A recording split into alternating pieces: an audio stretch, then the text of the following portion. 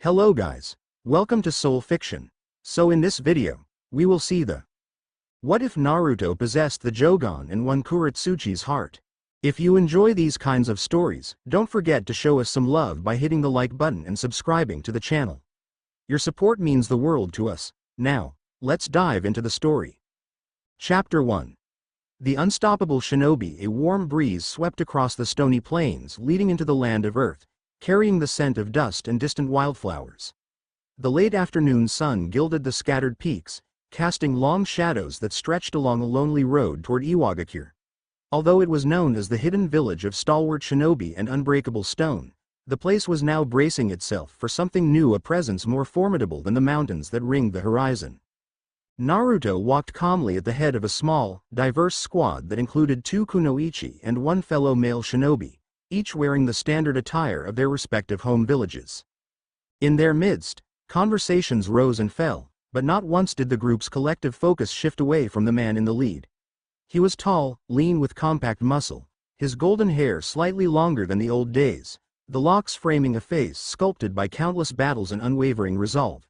He carried himself with such inherent power that even the earth beneath his sandals seemed eager to hold him upright. At first glance, one might assume he was still that boisterous fox child from Konoha, the jester who had wanted nothing more than a bit of acknowledgement. But the casual confidence in his stride was different from loud boasting or a desperate need to prove himself. It was quiet, assured, and every step suggested that he had already proven himself 1,000 times over. The usual swirl patterns on his clothing were subtle, overshadowed by the high-collared cloak that flared around his shoulders whenever the wind changed direction. That cloak bore no explicit rank marking or clan symbol, only minimal black trim along its edges. Yet it was a garment that seemed to serve as a visual statement. He was beyond conventional titles, beyond the need for outward declarations of strength. A faint flicker of silver blue played in his right eye now and again, an indication of something unusual. He didn't hide it, nor did he explain it, the eye was simply there. Some passing merchants, standing off the roadside, gaped at that fleeting glimmer. They whispered the rumors that had spread like wildfire across the nations. Naruto possessed a mysterious dojutsu, one that even the greatest shinobi scholars struggled to name or understand. It appeared at the strangest moments, perhaps in response to danger, or maybe triggered by emotion. Whatever the spark behind it, all who witnessed it agreed that it was a harbinger of unstoppable might. He led the group toward Iwagakure's grand front gates, enormous slabs of rock shaped by ancient earth-style jutsu. From the top of the ramparts, uniformed guards peered down, stiffening at the sight of Naruto. There was caution, sure, but also a telltale flicker of relief. They recognized him immediately, though no one barked orders to stand down. The watchers seemed on edge, as if they'd been expecting trouble. Yet seeing Naruto approach in peaceful fashion and unaccompanied by a massive army eased that tension. As Naruto came closer, the 2 kunoichi flanking him slowed their pace just enough to let him arrive at the gates first. One had short brown hair in a spiky ponytail and wore a faint smile that betrayed her curiosity about the new mission. The other carried herself with the quiet poise of a trained swordswoman. Whenever Naruto glanced their way and gave a small nod of reassurance, they both flushed slightly. It wasn't a fawning reaction, he never demanded that sort of attention. Rather, it was a result of his genuine warmth and a magnetic aura that seemed to say, "Trust me, I'll keep you safe, and I know exactly what I'm doing." He greeted the guards with an easy grin, waiting politely for them to open the gate. One guard hopped down, exchanging hushed words. Then the stone doors parted with a low rumble. Inside, the architecture rose on stepped platforms, many structures carved directly into the surrounding cliffs. The late sun made everything glow red gold. People bustled through the winding streets, civilians finishing the day's tasks, shinobi weaving between them with practiced agility. Above them all, perched on a plateau, stood the Tsuchikage's official residence, its domed roof and sturdy walls overlooking the entire village. Naruto's group advanced. Civilians who recognized his face paused to bow or mutter quick acknowledgments. Whispers followed him. The hero of the Fourth Great Ninja War, the unstoppable warrior who had ended countless threats, the rumored wielder of a divine eye. He wasn't loud about his accomplishments, nor did he wave them off in false modesty. He simply nodded when someone thanked him or offered respectful greetings. A few minutes later, an escort in standard Iwa shinobi attire appeared, leading them along the main road. Any tension Naruto's allies had felt dissipated under the escort's calm demeanor. The village was on high alert, but not in panic. Something had prompted them to invite Naruto here, something serious enough that Kurotsuchi, now the Tsuchikage, had personally requested his presence. While climbing the stone steps toward the Tsuchikage's palace, the swirling wind carried voices from distant corners of the city. Traces of fear mixed with curiosity. Naruto's gaze swept the rooftops. He could sense the swirling chakras of watchers assigned to track his every move. They weren't hostile, only cautious. Finally, the group reached a wide courtyard, ringed by tall pillars. At the far end stood Kurotsuchi herself, flanked by two Iwajonin. She was imposing in her dark red cage robes, though they clashed only slightly with the steely determination in her black eyes. Her hair was still cut in that short, choppy style, a holdover from her younger days. Yet she wore the mantle of Tsuchikage with unwavering pride, shaped by the traditions of her grandfather, the third Tsuchikage. She stepped forward, dismissing her escorts with a curt nod. The two Jonin vanished into the background, leaving her face to face with Naruto and his small team. Her gaze flicked over them, not in suspicion but in an appraising manner. When it settled on Naruto, a subtle arch of her eyebrow revealed her thoughts. Good, you're every bit the force I remember. There was no underestimation, no question of, could you handle this mission? She knew he could. The only question was whether even someone of his caliber could resolve the chaos that threatened her village. Welcome back to Iwagakure, she said, her tone measured and formal. I trust the journey was uneventful. Naruto offered a small grin, noticing the new lines of responsibility etched into her face. Uneventful is the right word. Next time, at least send a few more bandits my way. Otherwise I might get bored. A faint laugh escaped her. I'll try not to let it come to that. Things have been far from dull lately, though. She paused, sweeping an arm to the side, gesturing for Naruto and his companions to follow her. Come inside. We can talk freely in the council chamber. They walked together into a wide corridor, the walls lined with tapestries that depicted the history of Iwa's battles and alliances. Although Kurotsuchi led the way, Naruto walked beside her, almost as if they were equals cage to cage, though he wasn't wearing that official title. Yet no one questioned it. And Kurotsuchi, for her part, didn't bristle at the casual way Naruto matched her stride. In fact, it seemed natural. They eventually arrived at a chamber with a circular table set upon a mosaic floor. Overhead hung a brass chandelier, though no flames were lit in it at the moment. Natural light streamed in from high-set windows, casting angled beams across the stone seats. Two older shinobi advisors stood waiting inside, bows of respect at the ready. Kurotsuchi dismissed them with a curt wave, wanting privacy. When only Naruto's group and Kurotsuchi remained, she turned, crossing her arms. You must be wondering why I asked you to come personally. My letters were probably vague, but it was a risk detailing sensitive issues in writing. She sat, leaning forward as she continued. Over the last few months, Iwagakure has been dealing with a string of disturbances. Missing nin sightings, sabotage of trade routes, infiltration attempts, nothing so large as to cause a war, but it's wearing the village down. We suspect there's a bigger hand behind all of it. Our intelligence suggests these rogue elements are testing Iwa's defenses, possibly preparing for something larger. We haven't managed to capture any of them alive for proper interrogation, until now. Her eyes narrowed. One was found a few days ago, sneaking around our southwestern perimeter. We cornered him, forced him into a dead end, but right before we could bring him in, he committed some kind of jutsu that tore him apart from the inside. No remains. It was as though he'd self-destructed. She sounded frustrated. We recovered fragments of some kind of advanced seal that might link back to, well, no one we can identify. The scribes here are stumped. I need your help. Naruto exchanged a glance with the two kunoichi from his team. One of them, a black-haired beauty named Midori, tilted her head. Suicide infiltration squads? She murmured. That's serious. He rubbed his chin. Definitely. And this seal you mentioned, if it's advanced, we're possibly dealing with someone well-versed in forbidden techniques. This might not be a simple rogue group. Could be bigger, like a hidden clan, or even, he let the words trail off, not wanting to voice the more dangerous possibilities without cause. Kurotsuchi nodded gravely. Exactly. I can handle infiltration attempts, But the situation escalates when you have an unknown group with no qualms about self-sacrifice. It hints at fanaticism. Her shoulders tensed, and her gaze slid back to Naruto. She spoke more quietly now, personal concern breaking through the Tsuchikage facade. I've called you here because, if anyone can sniff out the root of this and cut it off, it's you. This group might be from outside the great nations entirely. They might even have had their eyes on you. Naruto felt the faint stirrings of that silver-blue energy in his right eye, as though responding to some unspoken threat. He resisted the urge to comment on it, focusing on Kurotsuchi instead. If they're specifically targeting your village, they might have a plan to destabilize alliances. But if I'm part of the equation, maybe they're planning to challenge Konoha too. Or unite multiple villages against a common threat. It's not the first time we've seen groups try that. A half-smile tugged at Kurotsuchi's lips. If they are aiming for Konoha, their biggest obstacle is standing right here in front of me. Her eyes lingered on him. I won't beat around the bush. I want to leverage that obstacle.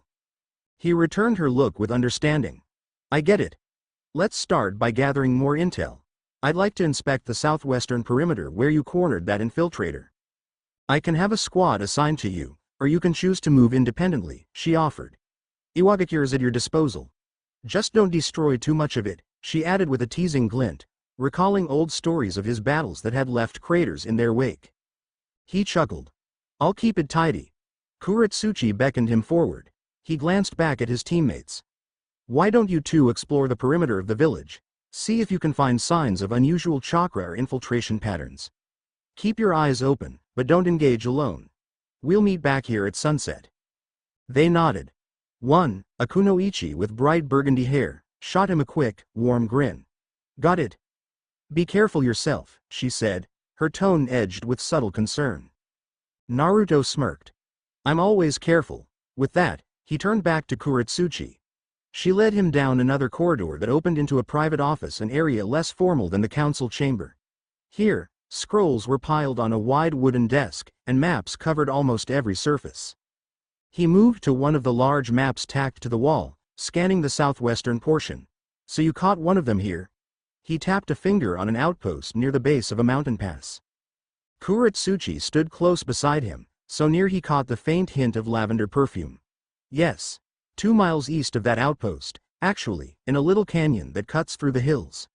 It's normally empty, but it provides a sneaky route in if someone knows how to navigate it.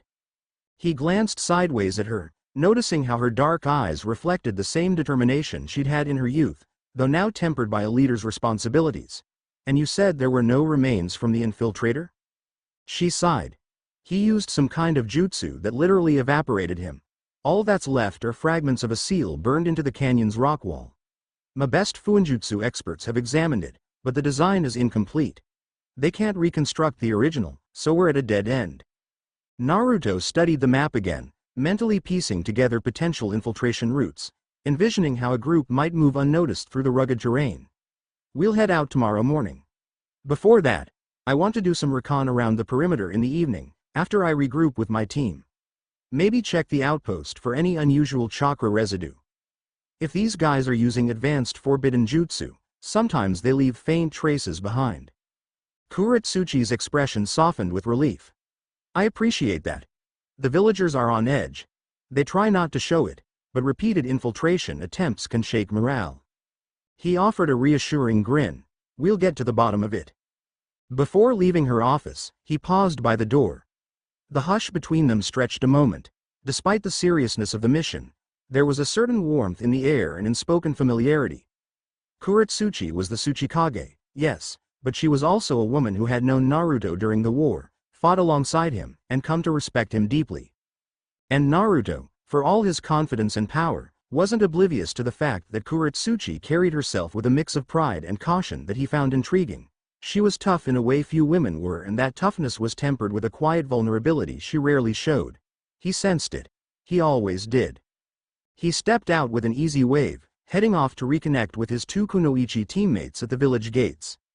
Meanwhile, Kurotsuchi remained behind, exhaling a soft breath, as though collecting herself. Something about Naruto always stirred the winds of possibility around him, and she couldn't deny that she felt the stir now more than ever.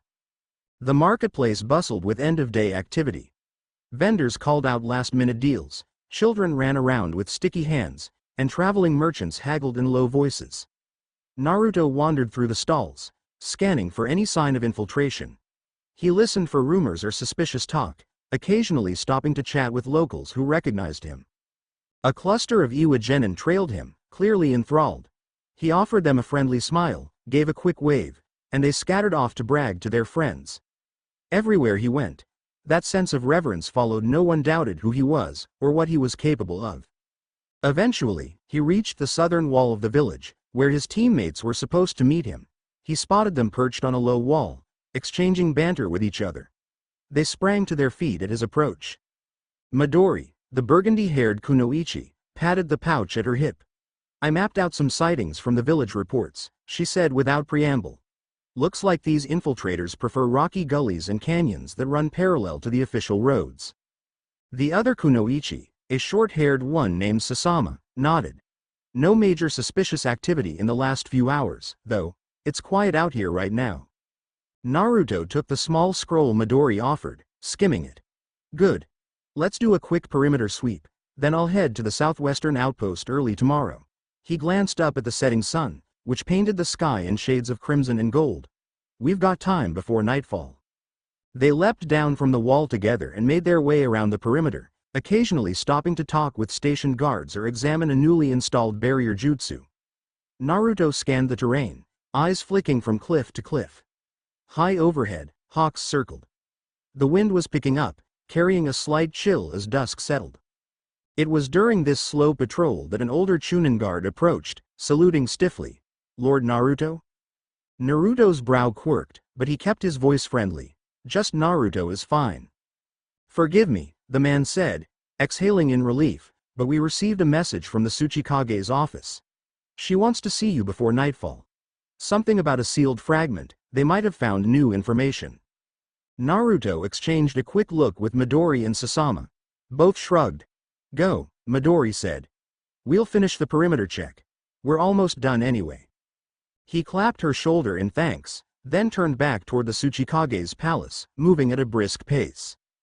Dusk painted the palace hallways in long shadows, the torches flickering to life as Naruto strode through. He found Kurotsuchi in her office again, but this time, she'd rolled out a massive scroll across her desk. Ink-drawn seal fragments crawled from one edge to the other, forming what looked like a puzzle of incomplete script. She barely looked up when he arrived, waving him closer. "Naruto, come here. My seal experts had another go at recreating the design. It's still partial, but take a look." He leaned over the table, close enough that their arms brushed. The scroll showed a concentric pattern, with some sort of jagged swirl that might have been the center. "Is that an array for chakra absorption?" he murmured, recognizing some of the runes. She nodded grimly. "That's what our experts suspect. The incomplete nature makes it hard to say definitively, but they believe it's a combination of chakra absorption and self-detonation. In other words, if the user is about to be captured, the seal triggers, siphoning their chakra to blow them up from the inside while erasing evidence." Naruto frowned. "Nasty trick. I can see why you've had trouble taking them alive." Kurotsuchi tapped another line of runes. "This part here hints at a second stage, something that might occur if they're not forcibly triggered. Like a backup plan.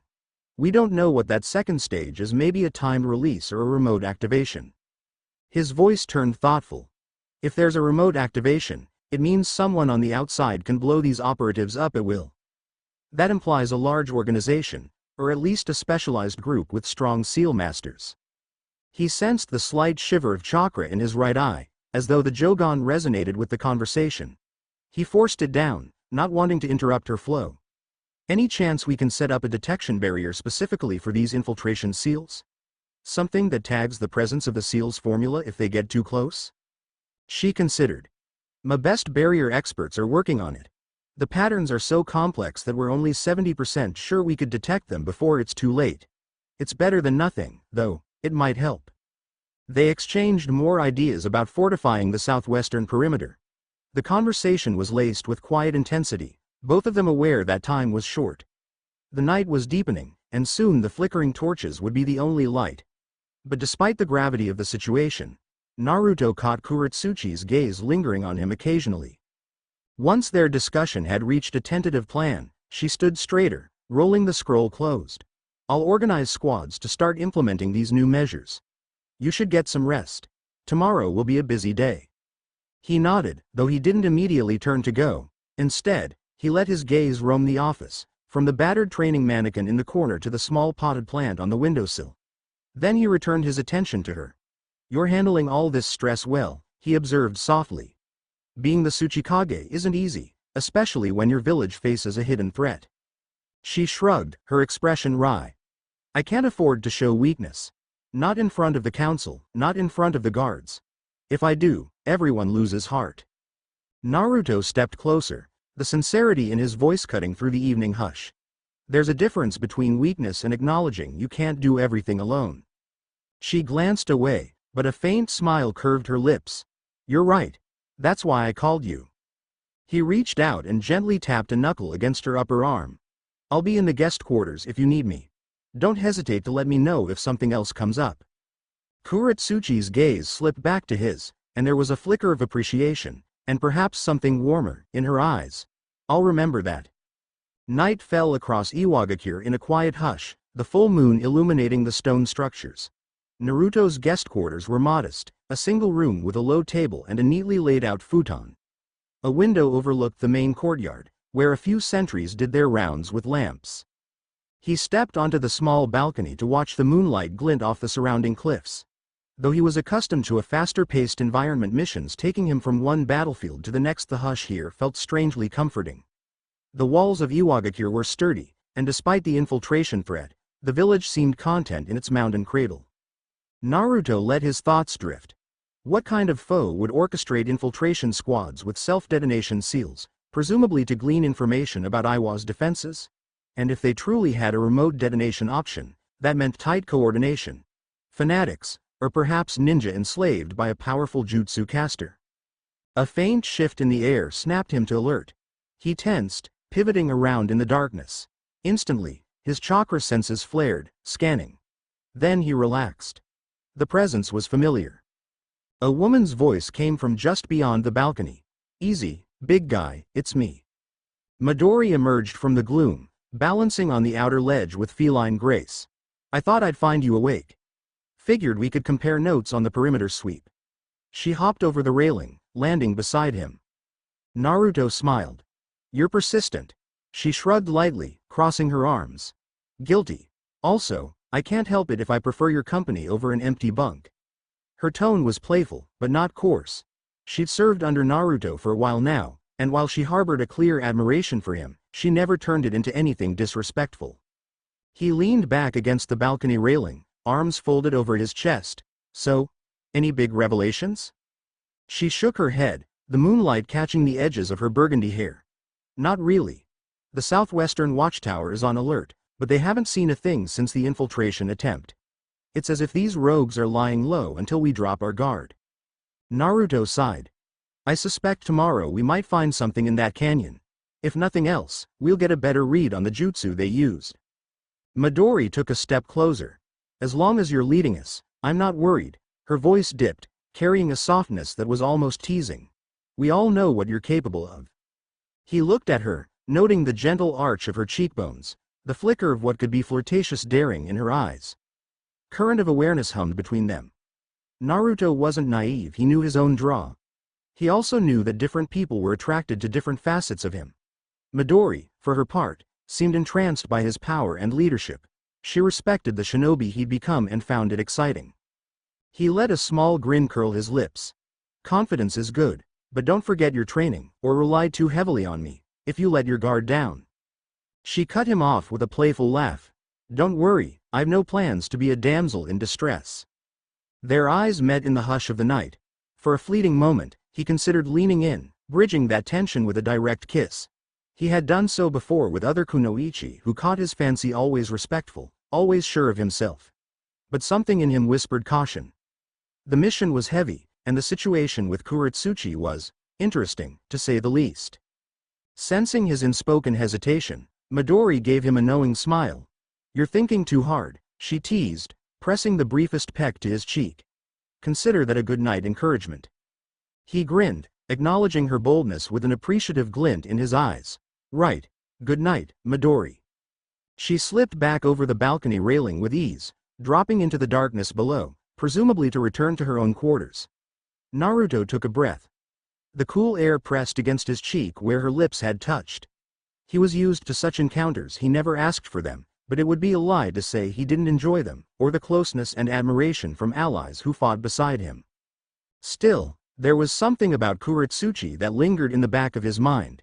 She was the Tsuchikage, after all, and they shared a bond forged in war. He pushed the thought aside for now, reminding himself that the mission came first. He closed his eyes, letting the quiet of the night wash over him, and prepared himself for the challenges to come. At first light, Naruto was already at the southwestern gate, Sasama by his side, stretching out any lingering tension from her muscles. The sky was a pale wash of dawn, and the crisp morning air carried the scent of damp stone. They waited for Midori to arrive. She was usually prompt, but Naruto guessed she might be finishing a quick breakfast. Sure enough, she soon emerged from a side street, munching on a rice ball. I'm here, she said, voice muffled. Naruto laughed lightly. Fuel up, we've got a hike. They passed through the gates, greeted by the sight of layered cliffs tinged with early sunlight. The terrain was rugged and uneven, scattered with loose rocks and jagged outcroppings. Off to the right, a narrow path snaked between two steep inclines, leading toward the canyon where the infiltrator had self-destructed. They made good time, moving at a swift yet cautious pace. Whenever the path narrowed, Naruto took point, scanning for traps or subtle seals that might be hidden in the rock. The journey was uneventful, though. It wasn't until late morning that they reached the canyon's entrance, a wide, shadowy gap in the cliffs, lined with uneven ledges. Stay alert, Naruto advised, stepping onto the gravel floor of the canyon. High walls rose on both sides, occasionally forming overhangs that kept the area dim. Loose stones crunched underfoot. Midori and Sasama spread out on either side of him, eyes flickering across the canyon walls. They walked in silence for a few minutes, searching for clues. Halfway through, Sasama crouched down, brushing her fingers over a scorched section of stone. Naruto, she called softly. He moved beside her, gaze locked onto the faint black markings that marred the rock. Up close, he saw the faint swirl lines of old seal fragments. Kurotsuchi's men must have pried away some of the layers, but a ghostly imprint remained. He placed a hand on the cool rock, letting his chakra flow gently to sense any residual energies. For a moment, he felt nothing. Then a faint hum answered, like an echo of something that had already died. Midori exhaled, shaking her head. Feels like whatever was here burned out.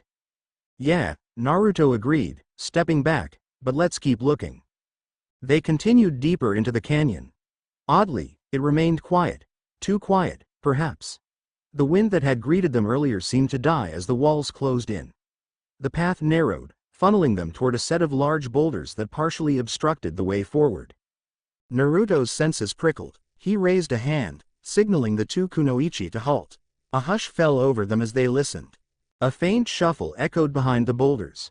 Immediately, Naruto formed a silent hand sign. Midori and Sasama nodded, each slipping around one side of the boulders while Naruto vaulted smoothly over the top. He landed on the other side in a low crouch, scanning quickly.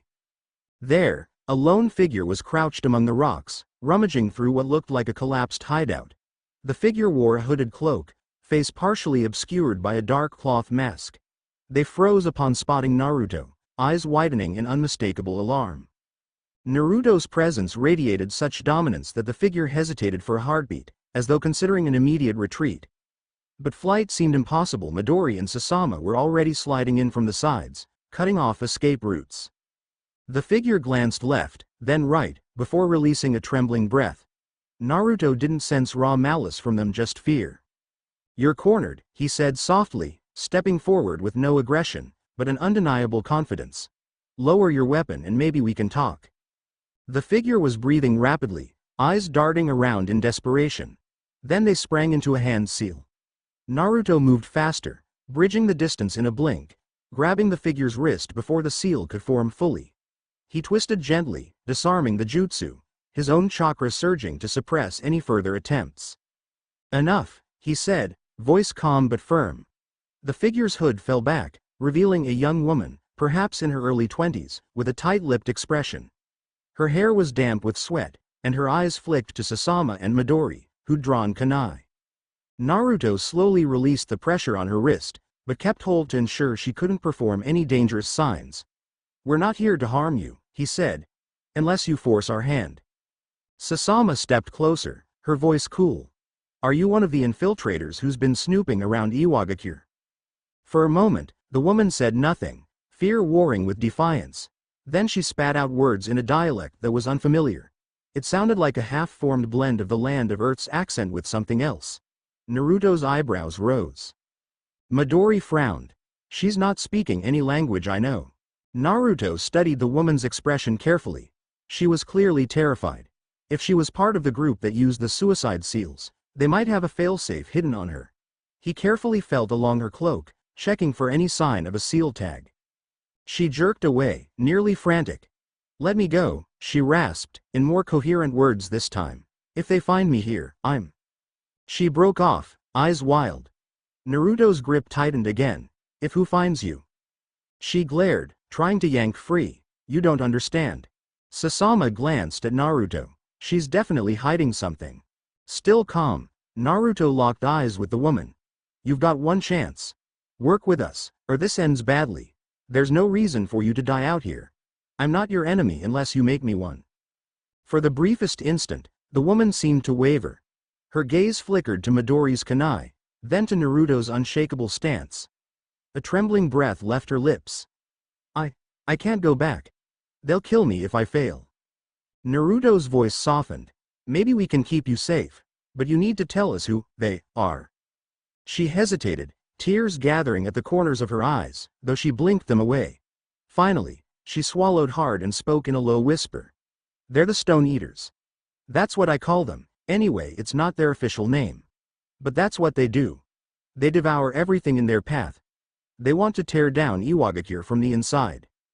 Midori cast a questioning look at Naruto. She'd never heard of such a group. Sasama's brows knitted. "Are they from within the Land of Earth?" The woman shook her head. "Outside. Far outside. I was recruited. Forced. They threatened my family. I had no choice." Her words tumbled out. "I was to gather information on the southwestern pass, on the fortress, on Kurotsuchi's movements. Then report back." She broke off again, fear leaking into every word. "But if they find out I've been caught?" Naruto's mind raced. He'd never heard of the Stone Eaters, but infiltration forced by blackmail was all too common. "Listen, we can protect you, but you need to help us. Do you have one of those explosion seals on you right now?" She swallowed, then shook her head vigorously. "No, not me. I refused the jutsu. I said I'd gather info, but I wasn't about to kill myself if cornered." A bitter twist curled her lips. "That's what sealed my fate. They would kill me, or worse. I ran." Sasama's gaze darted to Naruto. Could be a trick. Naruto kept his eyes on the frightened woman. He sensed the truth in her trembling posture and the consistent fear in her voice. He had a knack for spotting lies, honed by years of negotiations and infiltration. She at least believed what she was saying. "I think she's genuine," he said quietly. "What's your name?" She hesitated. "Kaharu," she mumbled, "from the grass region." "Kaharu," Naruto repeated gently, "we'll get you to safety. But we need to know more. Do you know where the Stone Eaters' base is, or who leads them?" Her answer came in a hush. "They move around. A traveling camp. They recruit from smaller villages, outcasts, mercenaries. They have an old man who claims to be a revered sage, but he's no sage. He's monstrous. He's the one that can embed those seals in his followers' bodies." A prickle of dread slid through Naruto. A traveling threat, with an old man skilled in advanced seal jutsu. This was new territory. He motioned for Sasama and Midori to lower their weapons. "Kaharu, we're taking you back to Iwagakure. You'll be safe there. But you must help us track them." She stiffened at the mention of returning to the village, her eyes darting nervously to the canyon walls. I know a few places they used as hideouts.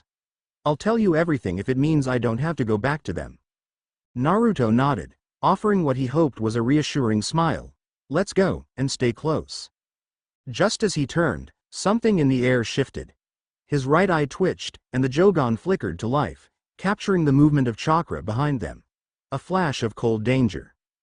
"Kunoichi, get down," he barked. Midori and Sasama obeyed instantly, dropping into defensive stances.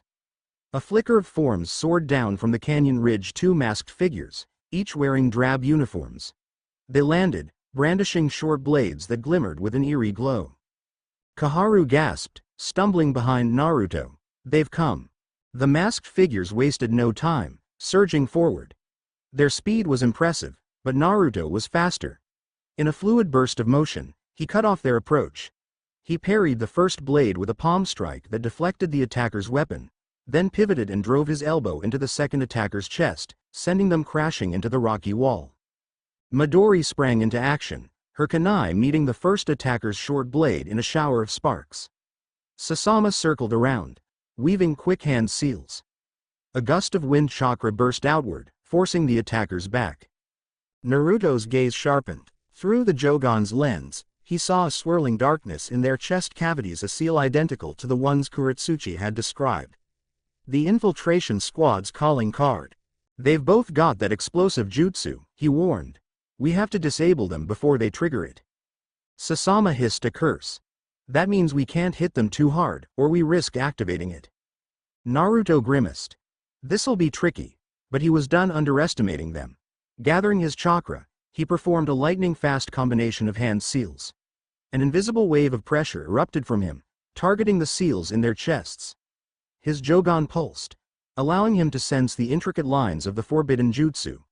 He manipulated his own chakra in a precise wave, aiming to disrupt the seal's structure before it could self-activate. The attackers staggered, eyes wide behind their masks as they realized something was interfering with their final kill switch. In that moment, Midori darted in, disarming the nearest one with a neat slash of her kunai. Sasama kicked the other's legs out, flattening them to the ground. Seeing an opening, Naruto moved like lightning. He pressed a palm to each attacker's chest in quick succession, channeling a carefully calibrated burst of chakra. He didn't want to blow them up, just to neutralize the seal. A tight swirl of blue energy glimmered beneath his palms. For an instant, he felt the malevolent tug of that suicidal jutsu, like a vortex eager to devour everything. He poured more of his chakra in, forcibly unraveling the seal's matrix. The attackers writhed, struggling, but the infiltration brand was undone a heartbeat later with a hiss of escaping chakra. Naruto exhaled as the threat receded. The masked figures sagged, limbs trembling. Their faces betrayed horror or resignation. Someone had undone the unstoppable. They never expected to be neutralized this easily. Sasama quickly bound them with ninja wire, adjusting her knots with practiced efficiency.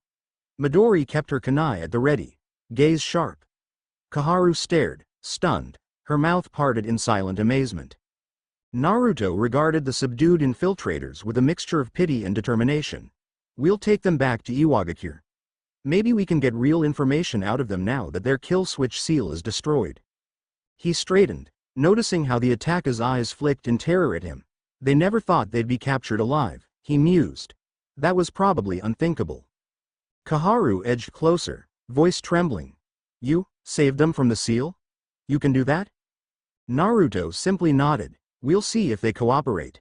With Sasama and Midori's help, he hoisted the unconscious intruders over their shoulders.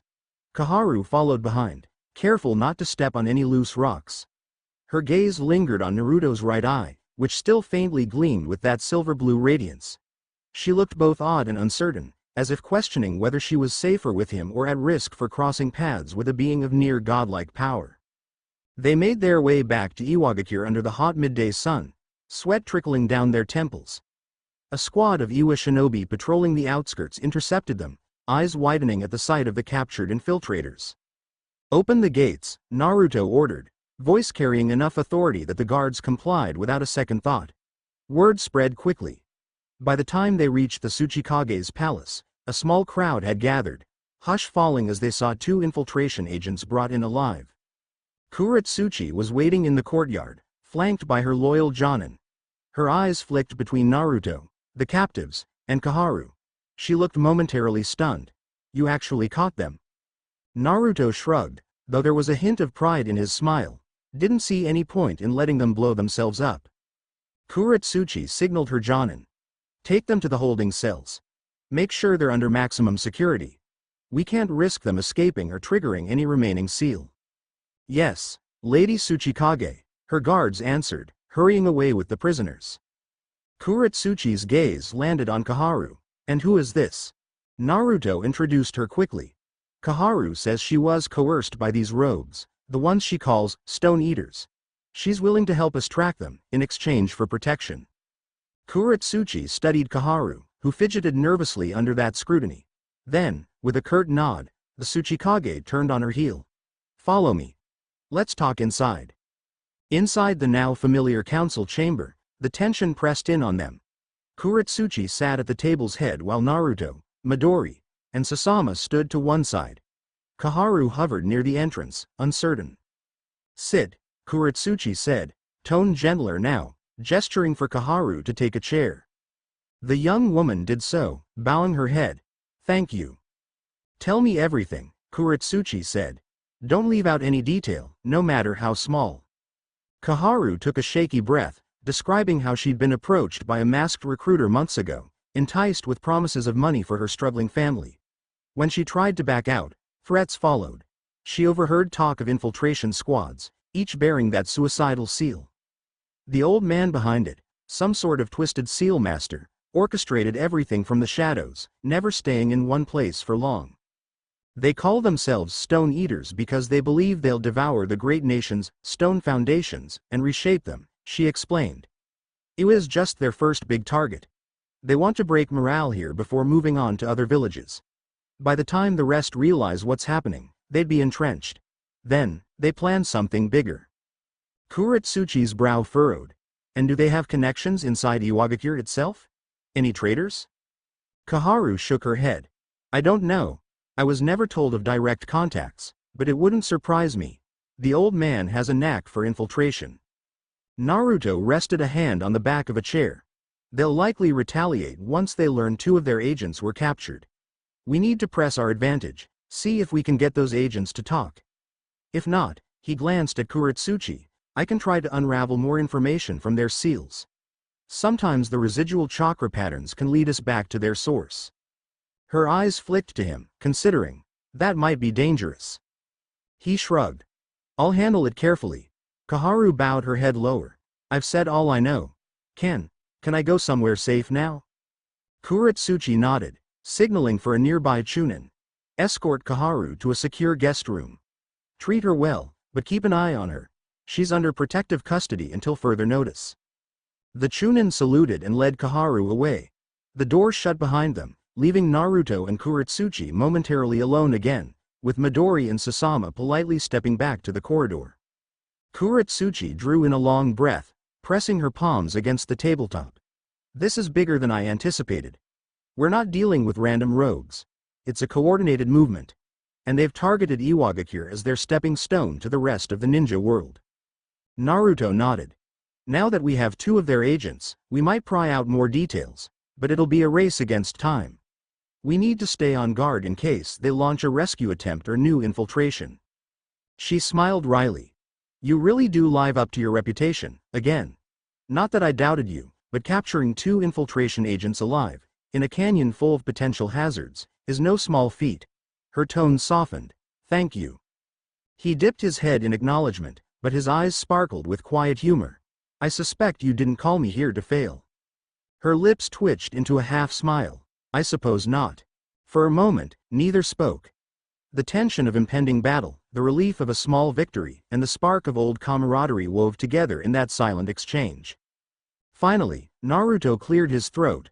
I'll go see if I can glean anything from the prisoners' seals. It'd be best if I do it soon, before they start to degrade. Kurotsuchi nodded. I'll come with you. I want to see what we're dealing with firsthand. They left the council chamber side by side, weaving through torchlit corridors toward the holding cells beneath the palace.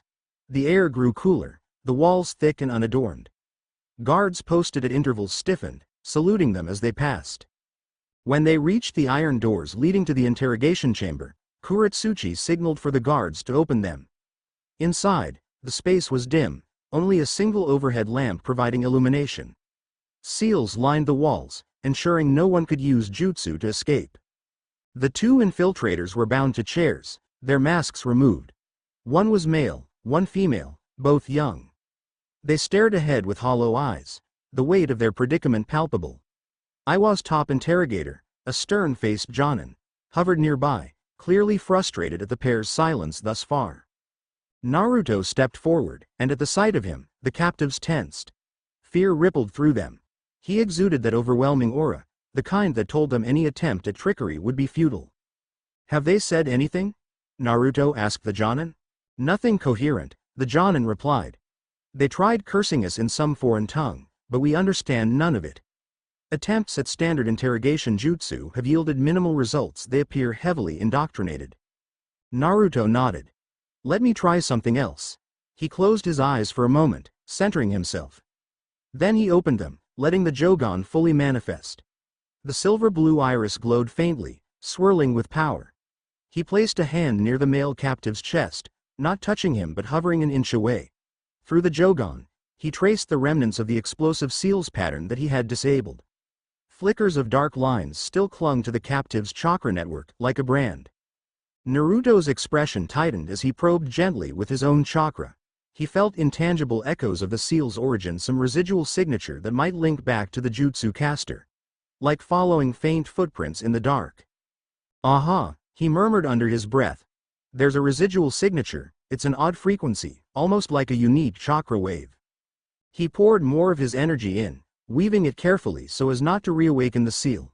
The captive jerked, straining against the bindings, but Naruto held firm. Kurotsuchi watched intently, her eyes flicking between Naruto's face and the captive's reaction. After a tense minute, Naruto exhaled, pulling back. "I can't fully trace it from here, but I can at least sense the direction." He turned to Kurotsuchi. "It's faint, but it feels like the source of this seal is that way." He pointed east, slightly south. Somewhere outside the land of Earth's official borders, maybe. Possibly closer to the grass region. Kurotsuchi placed her hands on her hips, absorbing the information. That matches Kaharu's mention of recruitment in the grass region. Naruto nodded, letting his Jougan fade. The male captive slumped forward, unconscious. The female captive glared weakly at them, though she was trembling.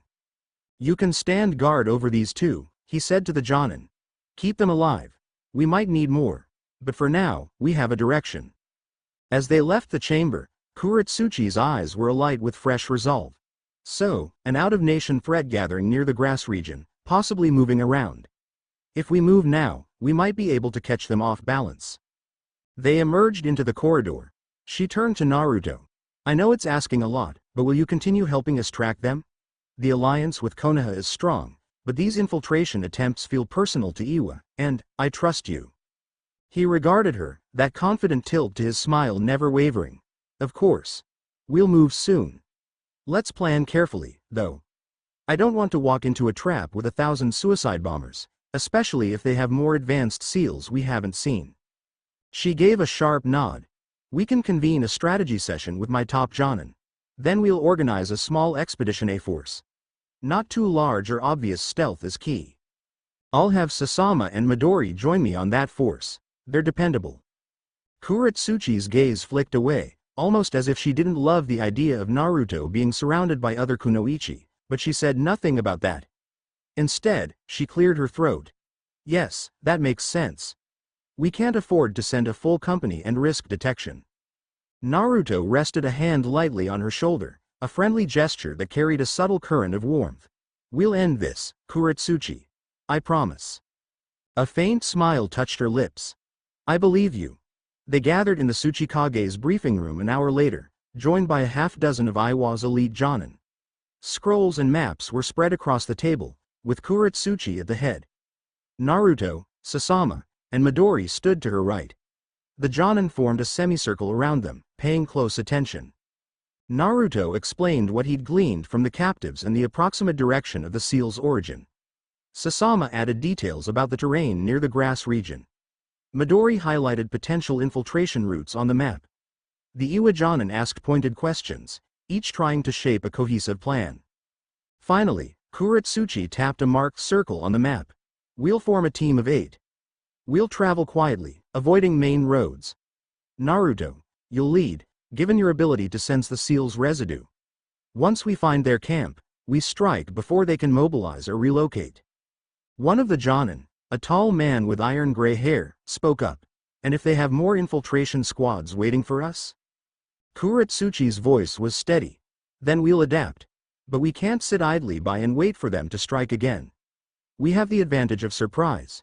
They won't expect a direct confrontation. These stone eaters rely on stealth and infiltration, not open combat. Another Jougan asked, what if the old seal master is as powerful as the rumors suggest? Naruto's grin was wolfish, eyes gleaming with unstoppable confidence. Then I'll handle him. A hush fell, and the Jougan exchanged glances. They all seemed to collectively acknowledge that Naruto Uzumaki was on their side, and that meant they had a chance. Kurotsuchi straightened. We leave at dawn. Everyone get some rest and prepare your supplies. Dismissed. The Jougan bowed, filtering out. Sasama and Midori both cast quick smiles at Naruto, then headed out to finalize their gear.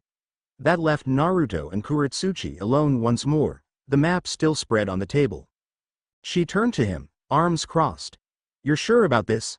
I trust your strength, but I don't want any casualties on our side if we can help it. Naruto met her gaze squarely. I'll do everything I can to protect your men. I know they're strong, but I'll keep them safe. Promise. Her lips curved, almost a sad smile. When you say that, I believe it. He nodded. We'll move quickly, get in and out. If the situation escalates, we'll have a backup strategy.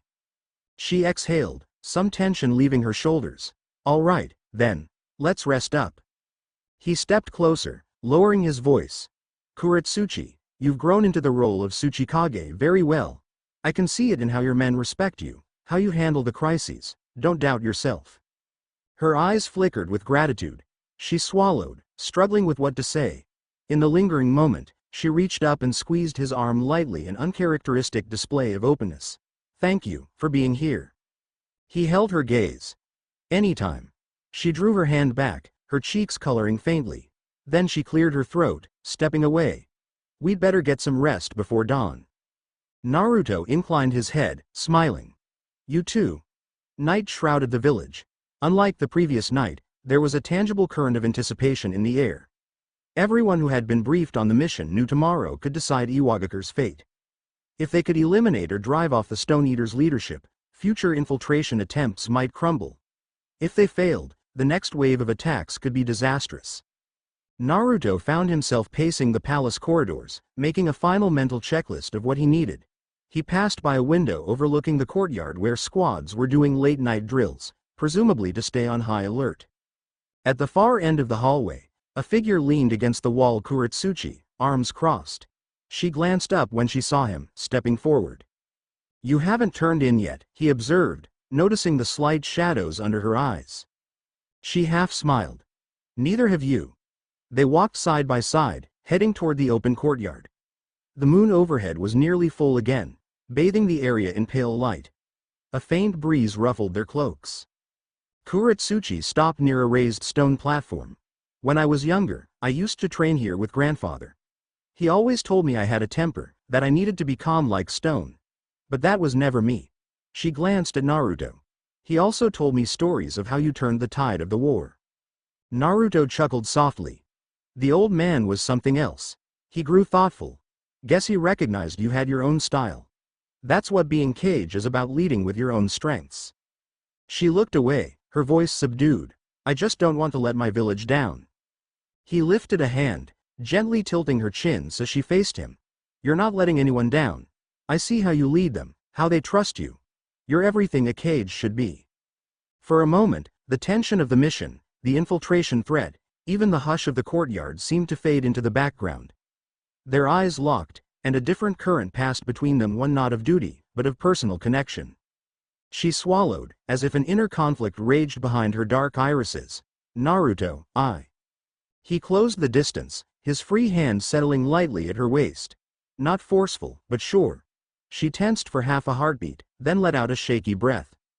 You've always been so damn sure of yourself, she whispered, half resentful, half admiring. It's infuriating. He leaned in, a small, knowing smile playing on his lips. Confidence can be contagious, he murmured. Then he did what felt natural. He brushed his lips lightly against hers. She inhaled sharply, stunned for an instant. Her heartbeat thundered in her ears. Then she let herself sink into it, returning the kiss with surprising fierceness. It was a clash of two strong wills, two proud warriors acknowledging something they'd only let simmer beneath the surface. After a long moment, they parted. She pressed her forehead to his, eyes still closed. You realize tomorrow could be a bloodbath, she said quietly. We might be walking into a nightmare. His response was simple, honest. All the more reason to cherish what's in front of us now. She opened her eyes, black pools meeting his intense gaze. Then, as if regaining composure, she pulled back a fraction, the barest hint of a smirk on her lips. You say that to all the cage? He huffed a small laugh, stepping back with easy confidence. Only the interesting ones. She chuckled softly, though her cheeks were warm. That's enough for tonight. Get some sleep, will you? I will, he promised, giving her hand a final squeeze. Then he turned and walked off, leaving her standing by the stone platform with the moonlight highlighting the faint smile she wore, an odd mix of contentment and worry. Dawn broke in vivid streaks of orange and red across the horizon. The assembled squad of 8 Iwajanen, plus Naruto, Sasama, and Midori, departed through the eastern gate. Their footsteps were swift yet silent, gliding over the rocky terrain in a single file. Overhead, hawks and crows scattered, startled by their sudden movement. Kurotsuchi remained behind to manage the village defenses, though she'd told Naruto she'd dispatch reinforcements if a crisis arose. She stood atop the walls as they left, arms folded, expression stoic. Naruto glanced back once, meeting her gaze. She gave a faint nod, a silent wish for success. The group made good progress, descending from the mountainous region into lower, rolling hills that bordered the land of grass. The mission was tense but purposeful. No wasted chatter, no unnecessary breaks. Occasionally, they stopped to let Naruto focus with the Jougan, attempting to feel out that faint trace of the seal's origin. Mid-morning found them in a shallow valley dotted with trees. A crisp wind ruffled the grass, carrying the faint scent of wild lavender. Naruto paused, scanning the horizon. Anything? Asked Midori quietly, standing at his right. He closed his eyes, letting the Jougan stir. When he opened them, that ghostly swirl was there, faint but discernible. Still southeast, I think. Not too far. They're moving, though, or else the signature is shifting. One of the Iwajanen, a stoic man named Genkyo, muttered, moving target. Makes sense for a nomadic camp. Naruto nodded. We'll move faster. They pressed on, leaps carrying them over small ravines and rocky passes. The land grew less arid, giving way to patches of greenery. By midday, they halted in the shelter of an outcrop to assess. Naruto grimaced. The signature is weaker now. They might be getting farther away, but there's a chance they're circling around. Genkyo cursed under his breath. They might have scouts. Naruto scanned the horizon, then pointed to a small rise in the land. Let's get to higher ground. We'll see if we can spot movement. The squad proceeded at a light run. Sasama formed a quick hand seal, summoning a small scouting hawk that flapped upward to circle the area. They continued in tense silence. It wasn't long before they sensed an unnatural hush falling over the terrain ahead, as though the local wildlife had fled. Naruto's Jougan flickered, alerting him to shapes moving in the distance, masked in faint chakra signatures. He raised a fist, halting everyone. Enemies, about 200 meters ahead, he whispered. Looks like a scouting party. Genkyo signaled the Jonin to spread out, forming a semicircle. They approached carefully, using the tall grass and sparse trees for cover. Naruto took point with Sasama and Midori right behind him. The shapes resolved into 3 individuals, each dressed in ragged cloaks. They looked more like travelers than trained shinobi, but the faint hum of malicious chakra gave them away. One carried a short spear, the other 2 had swords at their hips. They were scanning the area, apparently on high alert. Naruto signaled for a pincer formation, wanting to capture them quickly and quietly. The group closed in. One of the scouts jerked their head up, sensing something too late. Jonin darted from cover, kunai at the ready. The first 2 scouts barely had time to unsheathe their swords before they were pinned to the ground. The third attempted to flee, but Naruto appeared in front of him in a blur, delivering a light chop that knocked the scout unconscious without a struggle. In moments, the threat was neutralized. No casualties, no explosions. Genkyo exhaled in relief. Seems they weren't embedded with the suicide seal. Midori glanced at Naruto. Maybe they don't put it on every member. Could be just the infiltration squads. Naruto nodded, kneeling by one of the unconscious scouts. He felt for that same twisted signature. It was there, weaker but definitely related. They're part of the same group, he murmured. Let's see if they know anything, Genkyo said, tying them securely. As the scouts roused, Naruto's presence alone was enough to rob them of any fight. The short spear user trembled, eyes flicking from one Jonin to another, then settling fearfully on Naruto. Where's your camp? Genkyo demanded. The scout spat, defiantly silent. But fear bled through the bravado. Naruto stepped forward, his gaze calm and intense. That silver-blue flicker in his right eye seemed to mesmerize the scout.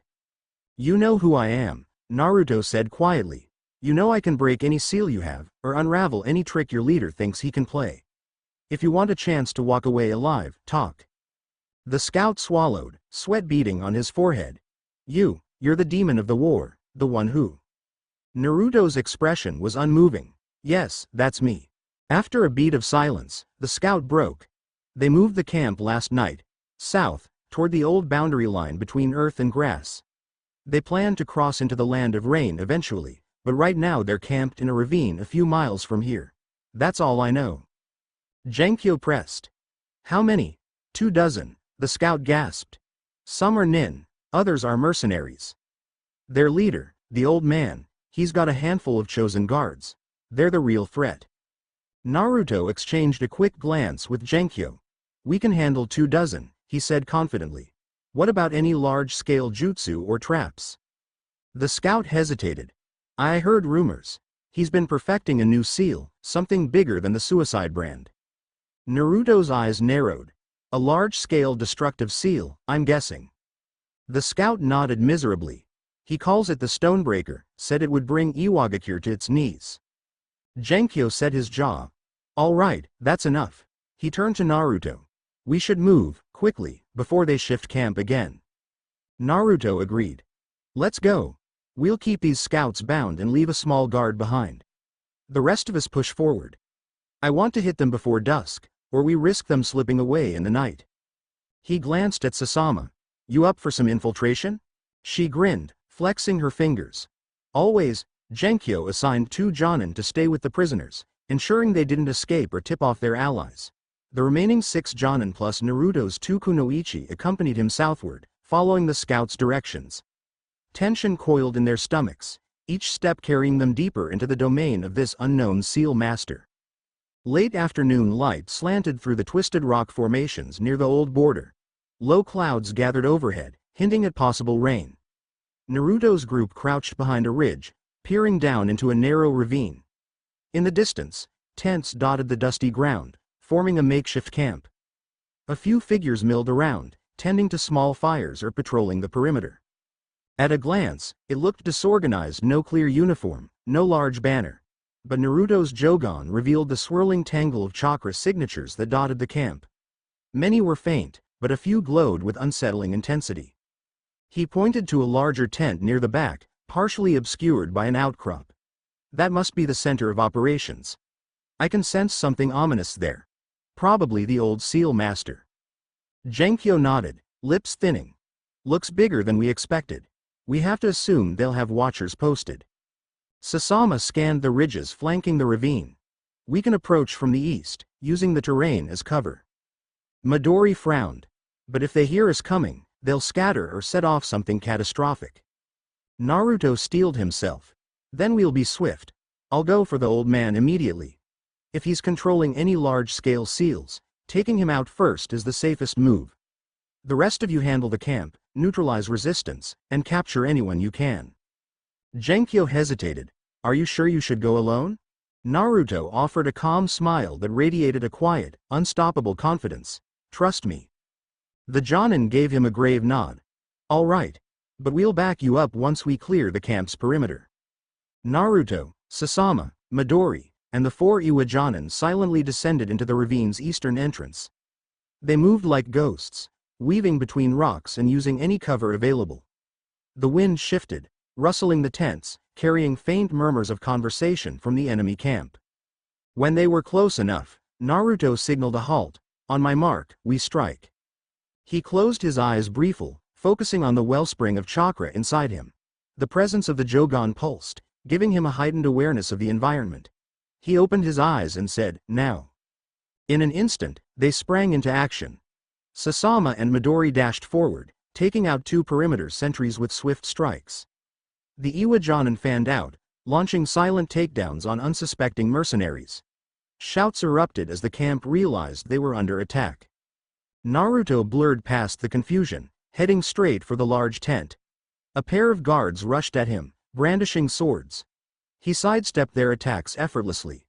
One guard tried to form a seal, presumably the explosive brand. Naruto flicked his wrist, releasing a pinpoint burst of chakra that disrupted the forming jutsu, leaving the guard dazed. He followed it with a quick chop to the back of the man's neck. The tent's entrance flapped open, revealing a hunched figure draped in ragged robes, long white hair partially covering a gaunt face. Dark lines crept over the old man's skin, as though his veins were infused with spilled ink. His eyes gleamed with a mix of madness and cunning. "So you've come," the old man rasped. "I felt your meddling when you undid my precious seals." Naruto took a measured step forward, scanning the tent's interior. A large sealing array covered the ground, drawn in fresh blood or ink. Dark energy pulsed from it. "You must be the seal master," he said, voice steady. "Call off your men and surrender." The old man cackled, lifting a bony hand that crackled with malicious chakra. "We'll see which of us breaks first. Stone eaters, to me." Around the tent, robed figures emerged from hidden corners, at least 6 of them, each with a wild, frenzied look. Naruto felt it immediately. Every one of them carried a suicide seal. "They're going to try to blow this place sky high." He quickly formed hand seals, channeling the Jougan's insight. With a swift wave of his arm, he released a shockwave of chakra aimed at the seal rays in each of the robed figures. The wave disrupted their attempts at self-destruction. The robed figures staggered, howling in frustration. "Your clever little trick again, is it?" the old man sneered. "But you can't stop this." He slammed both hands onto the large array drawn on the tent floor. The ground rumbled, cracks spreading out in a circle, feeding dark lines of chakra into the ravine's soil. A menacing hum filled the air. Stonebreaker, Naruto thought, realizing the old man planned a massive jutsu that could collapse the entire ravine and anyone in it. Outside, shouts and clashing weapons signaled that Sasama, Midori, and the Iwajanin were still battling the camp's mercenaries. If this seal went off, it could bury everyone. Naruto's eyes narrowed with fierce resolve. He dashed forward, crossing the distance in a heartbeat. But the old man raised a staff he'd hidden beneath his robes, swirling it with surprising agility. The staff's tip sparked with an inky black aura that clashed with Naruto's outstretched palm, forcing him back a step. "Too slow," the old man hissed. Naruto let out a short growl, focusing. He poured more chakra into his right eye, the Jougan glowing brighter. The next moment, he slipped around the staff, feinting left then pivoting right, thrusting his palm into the old man's chest. A wave of pure chakra slammed into him, sending him crashing into the tent's side. But with a twisted grin, the old man slammed his hand down again, completing another seal stroke on the ground. The array flared with black light, feeding into the earth. The ravine shook violently. "He's done enough to trigger it." Naruto sprang forward, ignoring the staff this time, and seized the old man by the arm. Their eyes locked in a fierce contest of wills. "You have no idea the forces you're meddling with," the old man spat. "I will devour Iwa, Konoha, all the great nations. My Stonebreaker will." Naruto didn't bother letting him finish. He pressed his palm against the old man's chest, channeling a torrent of blue-white chakra. The Jougan's brilliance sharpened, and in a dizzying flare of power, Naruto targeted the monstrous seal surging through the ground. He felt the dark currents fighting back, felt the old man's cackling chakra swirl. A normal shinobi might have been overwhelmed. But Naruto wasn't normal. He was confident, unstoppable, a living legend. He poured wave after wave of cleansing chakra into the array, seeking to isolate and rip it apart at its source. The old man's triumphant grin faltered, turning into raw terror. He howled, thrashing, as Naruto's chakra hammered into him. The staff clattered to the ground. With a final, deafening crack of energy, the seal in the earth sputtered and died, black lines recoiling like burnt paper. The ravine's trembling eased. Loose stones that had begun to shift now settled back into place.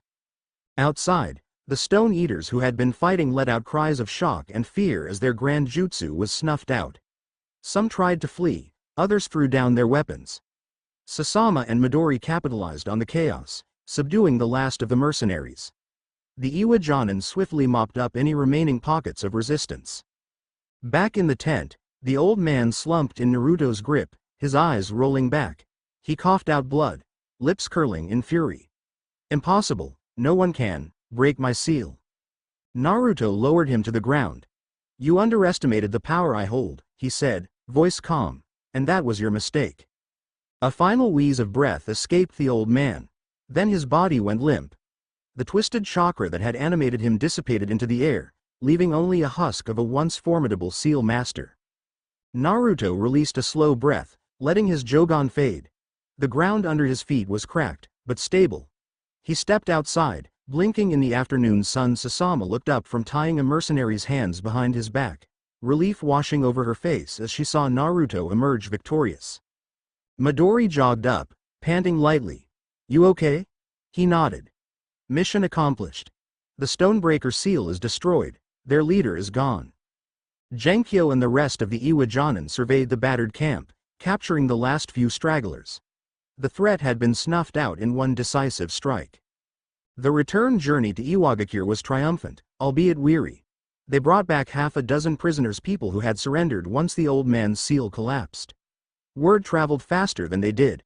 By the time they crossed the village gates at dusk 2 days later, crowds had gathered to see the returning heroes. A thunderous welcome greeted Naruto's group. People cheered, waving arms, relieved beyond words that the infiltration threat was finally quelled. While the Stone Eaters might still have splinter groups out there, their main operation and leader were gone, no longer an imminent danger to Iwagakure. Kurotsuchi stood at the gates, flanked by her shinobi. Relief and pride shone on her face when she spotted Naruto. She walked forward, ignoring protocol, and embraced him in front of everyone. It was a brief, fierce hug that spoke volumes. Then she pulled back, setting a hand on his shoulder. You did it, she said, keeping her voice steady, but her eyes glistened with gratitude. He smiled, voice low. We all did. Your shinobi were incredible. She nodded, then turned to address the crowd. Iwagakure owes a debt to these shinobi. Today, they have done more than end a threat. They have shown the world that we stand united against any foe that dares target us. Thunderous applause broke out. Naruto caught flashes of admiration from the onlookers, some from his own allies, some from Iwa natives. The sense of camaraderie was intoxicating. As the crowd dispersed, celebrating among themselves, Kurotsuchi led Naruto deeper into the village. Come, she said, voice warm. We'll debrief quickly, then you can rest. You've earned it. He nodded, walking beside her. Midori and Sasama tagged along, though after a few turns, they peeled off to handle their own tasks, offering a teasing grin in Naruto's direction. He gave them a friendly wave. Soon it was just him and Kurotsuchi again, heading toward her private office. In the twilight, the glow of lanterns lit the streets, casting dancing shadows. The din of celebration echoed in the distance, shouts, music, laughter. Entering the office, Kurotsuchi closed the door behind them, letting out a long breath. I can't tell you how grateful I am. This threat could have escalated into an all-out catastrophe. Naruto leaned casually against her desk, arms crossed. Glad we could stop it before it turned into something worse. She studied him, eyes soft. You'll probably return to Konoha soon. You have your own responsibilities. But, I hope you'll stay a while. At least for the feast my people are planning in your honor. A playful smile touched his lips. A feast, huh? I could be persuaded. She stepped closer, the room suddenly quiet around them. Outside, distant revelers cheered, but here, the tension was more intimate. She reached out, tracing the edge of his collar, looking at him with a warmth that wasn't just gratitude. He tilted his head, letting that familiar spark build. Thank you for trusting me with your village's safety. Her voice was a murmur. You've always been someone I can count on. He closed the distance, and this time, there was no hesitation from either side. Her hands slid up to his shoulders, and he leaned in, capturing her lips with a confident certainty that made her heart pound. The kiss was slow, deliberate, and far more intense than the fleeting one before. When they broke apart, she pressed her forehead against his, breathing unevenly. Naruto, words failed her for a moment, a swirl of emotions clogging her thoughts. Gratitude, desire, lingering fear of what almost happened to her village. He wrapped an arm around her waist, drawing her close in a reassuring embrace. We have time now, he whispered. She exhaled, letting herself relax into him. Outside, the celebration roared on, but in that enclosed space, the world felt peaceful. Safe. For once, the weight of her responsibilities didn't crush her. After a long moment, she drew back, clearing her throat softly. The council will want a formal report. But maybe they can wait until the morning. His grin flashed. I won't argue with that. A hint of a playful smirk crossed her face. Good. She took him by the hand, guiding him toward a side door that led to a small balcony overlooking the lamplit streets. They stood there, side by side, the warm summer air brushing past. Below them, villagers danced and sang, celebrating the downfall of the Stone Eaters. Lanterns bobbed, and music filled the night. Kurotsuchi slipped an arm around Naruto's waist, leaning her head against his shoulder. You know, she said quietly, I always respected your strength. The stories never did you justice. But you're more than even the legends claim. He chuckled low, leaning his cheek against her hair. You're not so bad yourself, Tsuchikage. She elbowed him lightly in the ribs. I told you, it's Kurotsuchi when we're alone. He tightened his arm around her, smiling at the correction. Kurotsuchi, he repeated, savoring the sound. They watched the festivities in comfortable silence for a while, letting the glow of lanterns and the distant hum of voices wash over them. Despite the gravity of what they'd faced, there was peace in this moment. Eventually, she turned in his arms, brushing another soft kiss to his lips. There'll be other dangers, she murmured. The world doesn't stay quiet for long. He nodded, a distant resolve lighting in his eyes. I'll be ready, and if you ever need me. She rested a finger against his lips, quieting him. I know. They lingered there, content in each other's presence, the hush of the night broken only by the distant cheers that rose and fell like a tide of hope. Chapter 1 and Chapter 2. Bonds forged in sparks. Lights glimmered through the windows of Iwagakure's Tsuchikage Tower, casting soft squares of illumination onto stone courtyards below. A warm breeze whispered over the rooftops, carrying the lingering fragrance of celebration. The uproar from defeating the Stone Eaters had begun to settle into a calmer, contented hum. People talked and laughed in clusters, enjoying a rare moment of communal pride. Night had fallen, yet the village refused to sleep. Festivals often found a second wind when the tension of life or death threats had been lifted. Naruto leaned against the balcony railing outside Kurotsuchi's office, gazing across lantern-lit streets. He still wore his travel gear cloak unbuttoned, dark trousers dusty from the road. Exhaustion tugged at his muscles, but it was the sweet kind that followed a well-earned victory. What lingered in his mind was the kiss he and Kurotsuchi had shared on this very balcony not so long ago, though the scene had been quieter then. Now, faint music from the village below mingled with the rustle of the wind, creating a medley of life that felt both refreshing and a little surreal.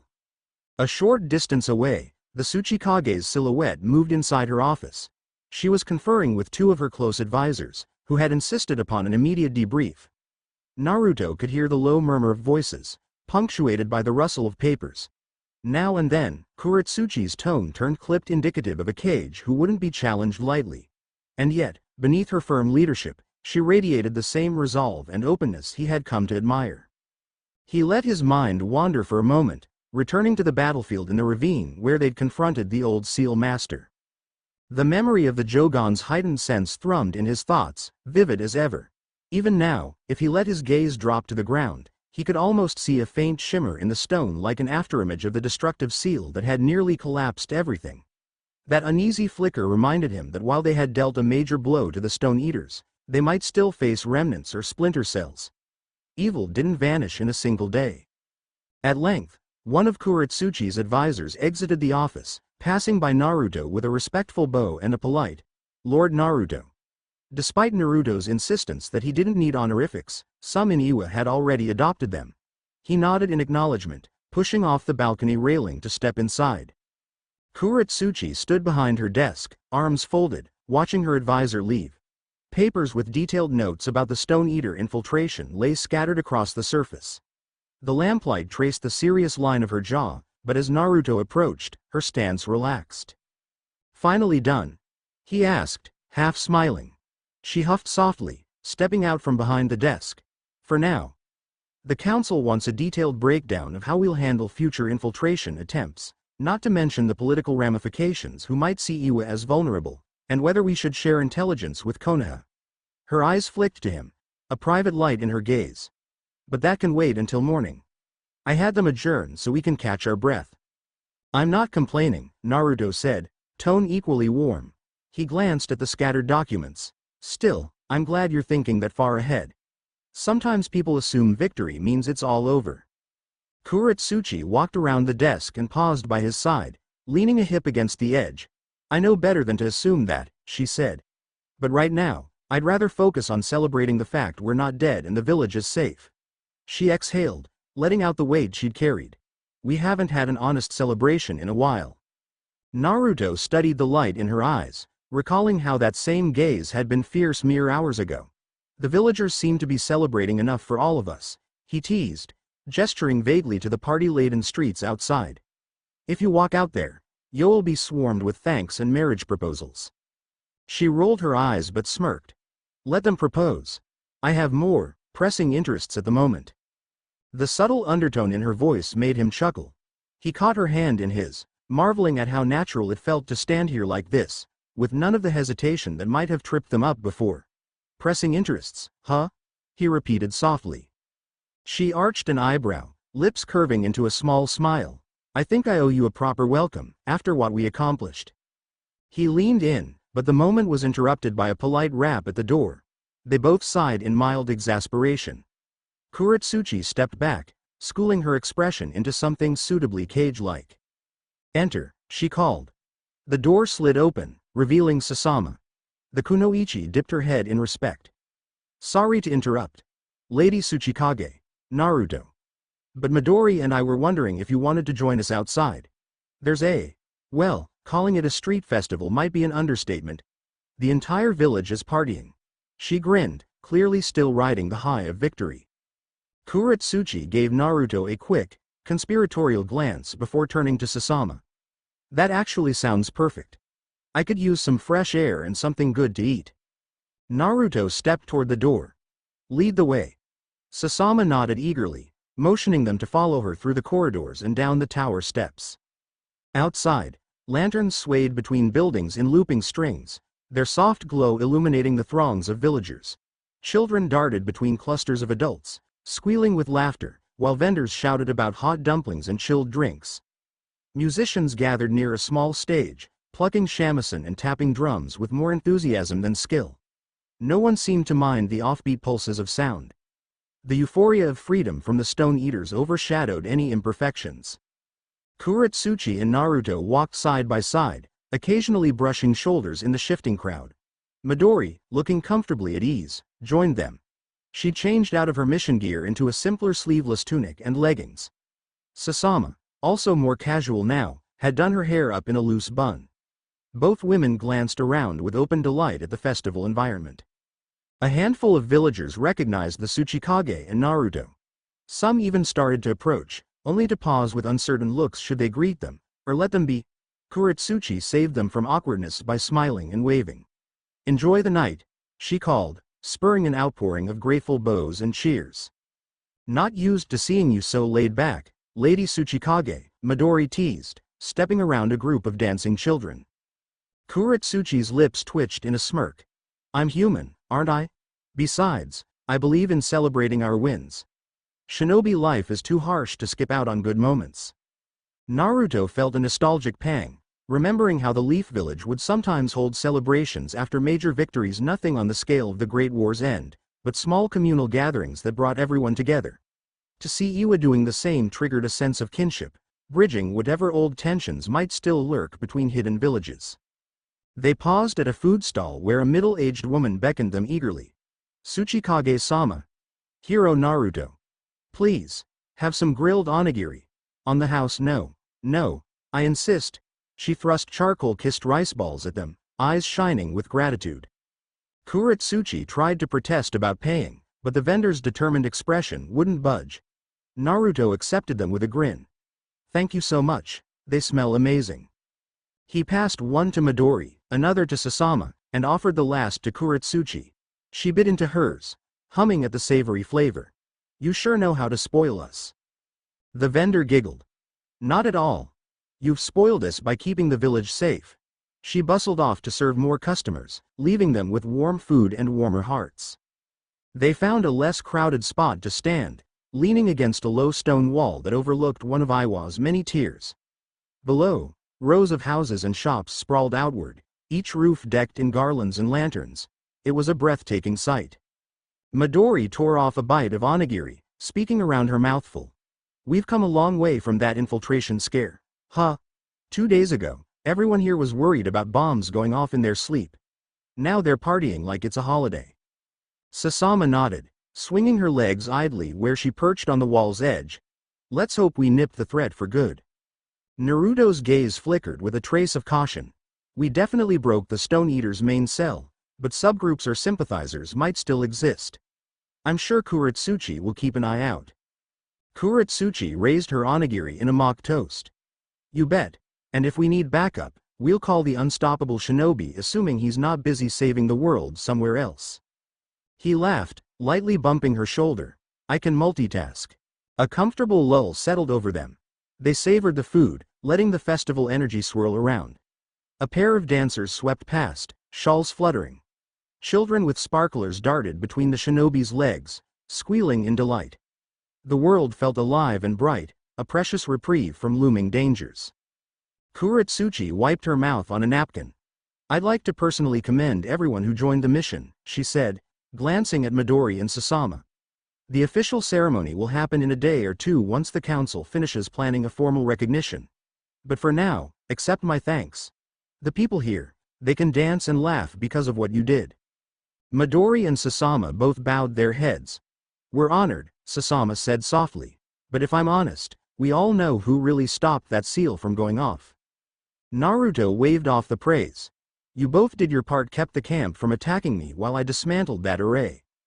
If they'd broken through the perimeter, we might have had a different outcome." Kurotsuchi watched him intently, and something about her focused gaze reminded him of how she'd studied him in their earlier encounters, like she was memorizing details. He felt a subtle warmth bloom in his chest. Midori cleared her throat, as though sensing the charged undercurrent. "Well, I think I want to see more of the festival while it's still raging. Sasama, want to come?"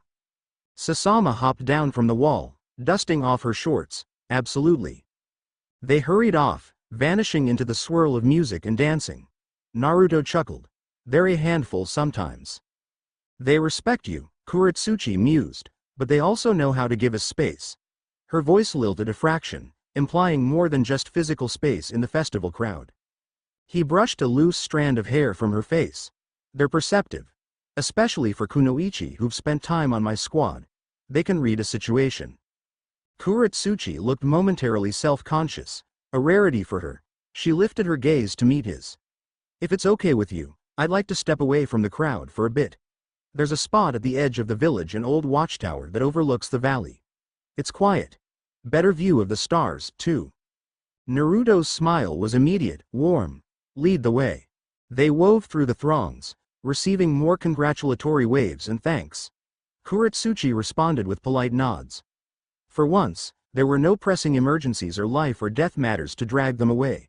After nearly 20 minutes of navigating winding streets, they reached a stone staircase that ascended to the outermost wall. At the top, an older watchtower loomed, built of stacked slabs that had weathered countless storms. A single guard stood at the base of the tower, dozing lightly. Startled to see the Tsuchikage and Naruto approach, he nearly dropped his lantern. Kurotsuchi raised a hand to reassure him. "It's fine. We're just passing through. Take a break, actually, go enjoy the festival."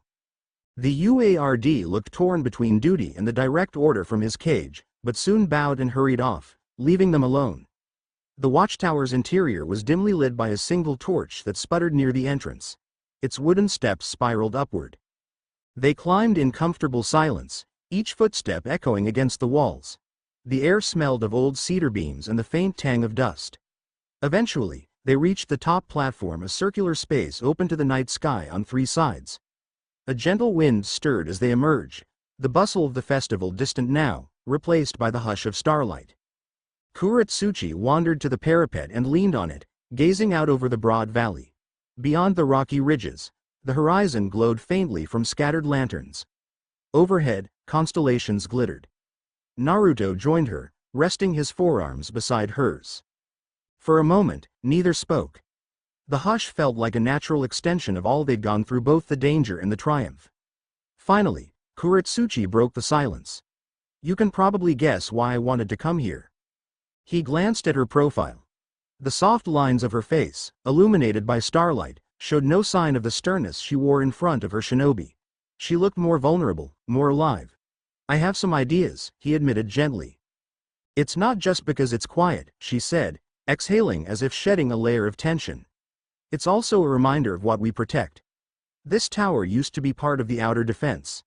Generations of Iwa shinobi looked out from here, watching for threats. My grandfather told me stories of how, as a boy, he'd come up here and vowed to keep the land of Earth safe. Sometimes, I feel him watching over me." Naruto reached out, laying a hand softly on hers. "I think he'd be proud of you." She turned her palm upward, fingers gently interlacing with his.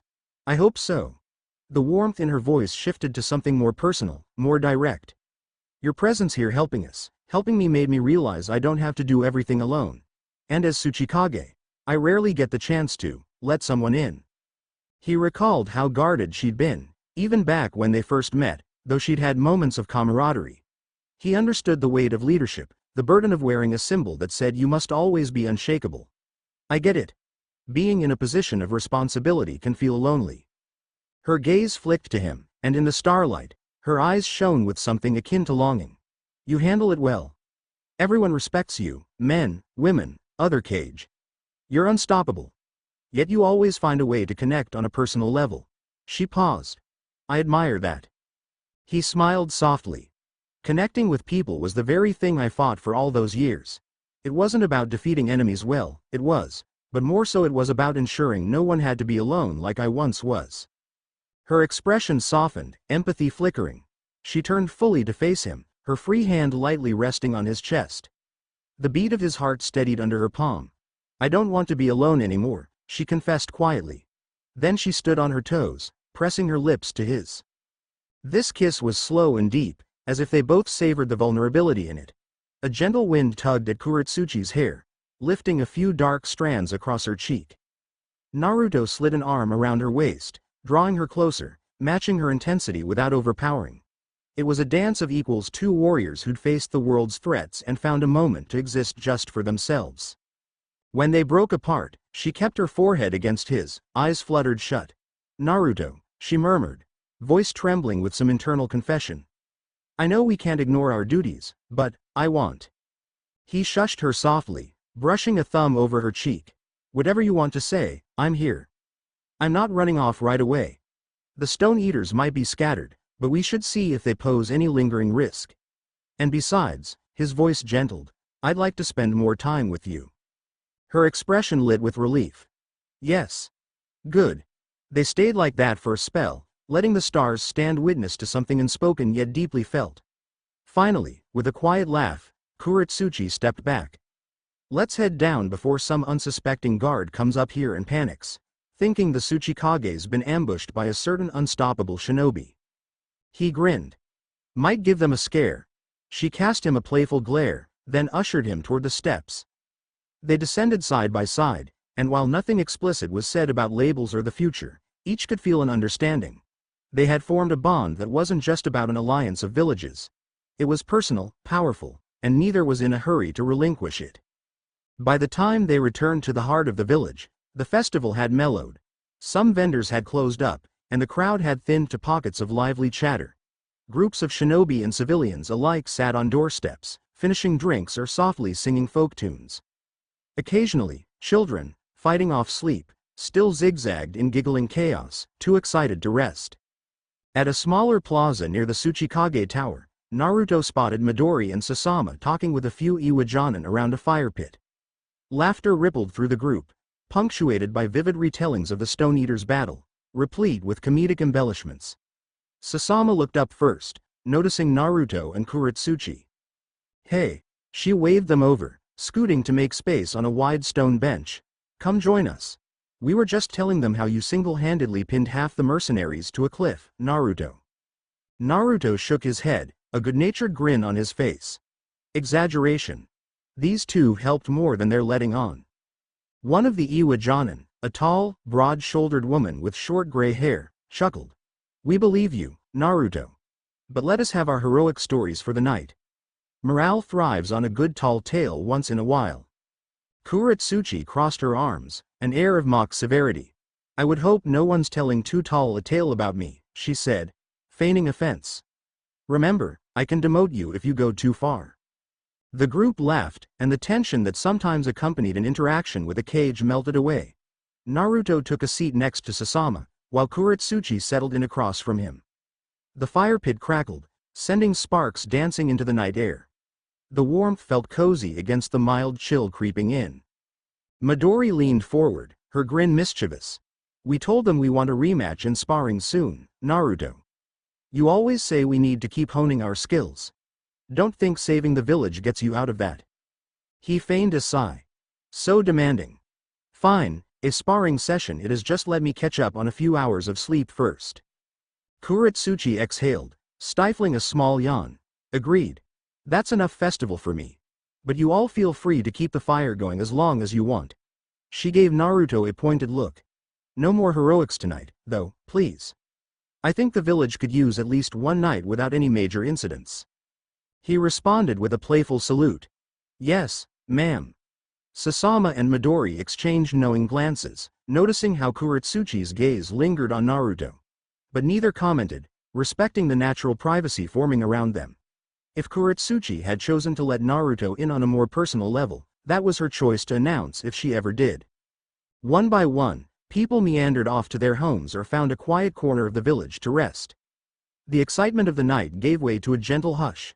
By the time Naruto and Kurotsuchi stood to leave the fire pit, only Midori and Sasama remained awake, chatting softly, finishing the last dregs of tea someone had brewed. The pair waved goodnight. On the walk back to the Tsuchikage Tower, the village lay mostly dark and still. Guards patrolled in pairs, nodding respectfully as they passed. Kurotsuchi glanced sidelong at Naruto. "If you want, there's a guest room set up for you in TH Palace. It's more comfortable than the one you had before. But you don't have to stay if you'd rather go to an inn or—" Naruto cut her off with a gentle hand on her shoulder. "I'll stay. I like being near you." The simplicity of the statement carried all the weight needed. She pressed her lips together in a small, almost shy smile, then nodded. "All right, then." They entered the tower in silence, footsteps echoing on polished floors. The staff who guarded the late shift greeted the Tsuchikage quietly, more subdued than usual. By unspoken consent, Naruto and Kurotsuchi parted ways at a certain corridor intersection, each heading to their respective rooms. But as Naruto slipped into his assigned guest room, far more spacious than the Spartan quarters he'd had earlier, he couldn't help a slow smile, reflecting on the night's intimacy. The world felt a little brighter. The next morning dawned hazy and soft, dew glistening on the stone ledges. Naruto awoke feeling surprisingly well rested, despite the late night. After washing up, he emerged to find that an attendant had left a tray of warm breakfast at a small table near the window. Rice porridge, a plate of pickled vegetables, and some freshly brewed tea. He was no stranger to simple meals, so he ate gratefully. A few minutes later, there was a light knock. He opened the door to find Midori, her hair neatly tied back. She carried a small scroll in one hand. "Morning. Kurotsuchi asked me to bring you this," she said, offering the scroll. "It's a summary of intel updates since last night, just routine stuff about potential Stone Eater stragglers, plus a summary of some new visitors to the village." He took it and scanned the contents quickly. Most of the infiltration cells had scattered. no sign of immediate danger. But apparently, delegates from Konoha had arrived early this morning, messengers from the Hokage's office, possibly checking on the aftermath. Naruto's eyebrows rose. He glanced at Midori. I didn't expect them so soon. Midori shrugged.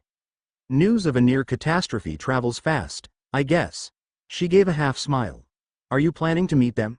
Or is that Kurotsuchi's job? Probably both of us, Naruto said, rolling the scroll up and setting it aside. I should be there as a courtesy, even if I'm not on official business. Midori gave him a playful nudge. Sounds like you're a bigger deal in Konoha than you let on. He chuckled, not really denying it. Should we head to the main hall, then? She nodded, stepping back so he could exit. Yeah, Sasama's meeting us there. Kurotsuchi's presumably in her office already, dealing with her counsel bright and early. They navigated the corridors, the hush of the early morning replaced by the soft bustle of palace staff and junior shinobi.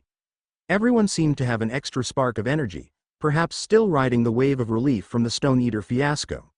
When they reached the main hall, Sasama was indeed waiting by a wide double door that led to a formal reception chamber. Kurotsuchi's inside with the council, Sasama explained. The Konoha delegates arrived about 30 minutes ago, 2 men, 1 woman. They said they came to deliver an official letter from the Hokage and gather updates on Naruto's well-being. She paused, eyes sparkling with curiosity. They specifically mentioned you, Naruto. He shrugged casually. Old friends wanting to make sure I didn't do anything too crazy, probably. Midori and Sasama exchanged amused glances, then gestured for him to go in. The large doors swung open to reveal a grand, high-ceilinged room with polished stone floors.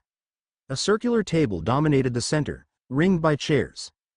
Kurotsuchi stood at the far side, speaking to a trio of leaf shinobi.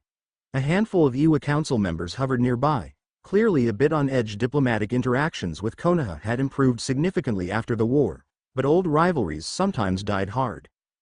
Kurotsuchi glanced over as Naruto entered. He gave a reassuring nod, stepping forward. The 3 leaf shinobi turned, their faces lighting up in recognition. Lord Seventh I mean Naruto, one of them exclaimed, a short, spiky-haired man who looked to be in his mid-20s. He checked himself, then bowed slightly. We were sent by the Hokage to ensure your mission here was successful and to see if you needed any backup. Naruto quickly stepped in, shaking the man's hand in a friendly manner. Thanks, but no need for formalities. I'm not the Hokage. He turned to the other 2, a tall, slender woman with a leaf forehead protector, and a broad-chested man with a scar across his chin. Both nodded politely. Kurotsuchi crossed her arms, surveying the scene. Your timing is interesting, she remarked, not rudely, but pointedly. The Stone Eater's threat is resolved for now. The tall woman from Konoha inclined her head. We received partial intel that suggested the crisis here was substantial. We didn't realize you'd already handled it so swiftly. Naruto noticed Kurotsuchi's council members bristle slightly at the suggestion that Konoha's help might have been too late. He decided to defuse it, stepping closer to the table. It was a team effort. Iwa's shinobi did the heavy lifting. I just provided a bit of backup. His tone was light but confident, leaving no space for anyone to argue who had saved whom. The council members relaxed a fraction. One of the leaf men cleared his throat, addressing Kurotsuchi directly. Lady Tsuchikage, we also brought a sealed message from the Hokage's office. We'd be honored if we could deliver it to you privately. Kurotsuchi nodded. All right. My advisors will join us, along with Naruto, if you don't mind. They moved to a side chamber that offered more privacy, a smaller but still stately room with a round table, cushioned chairs, and an Iwa coat of arms displayed on the wall.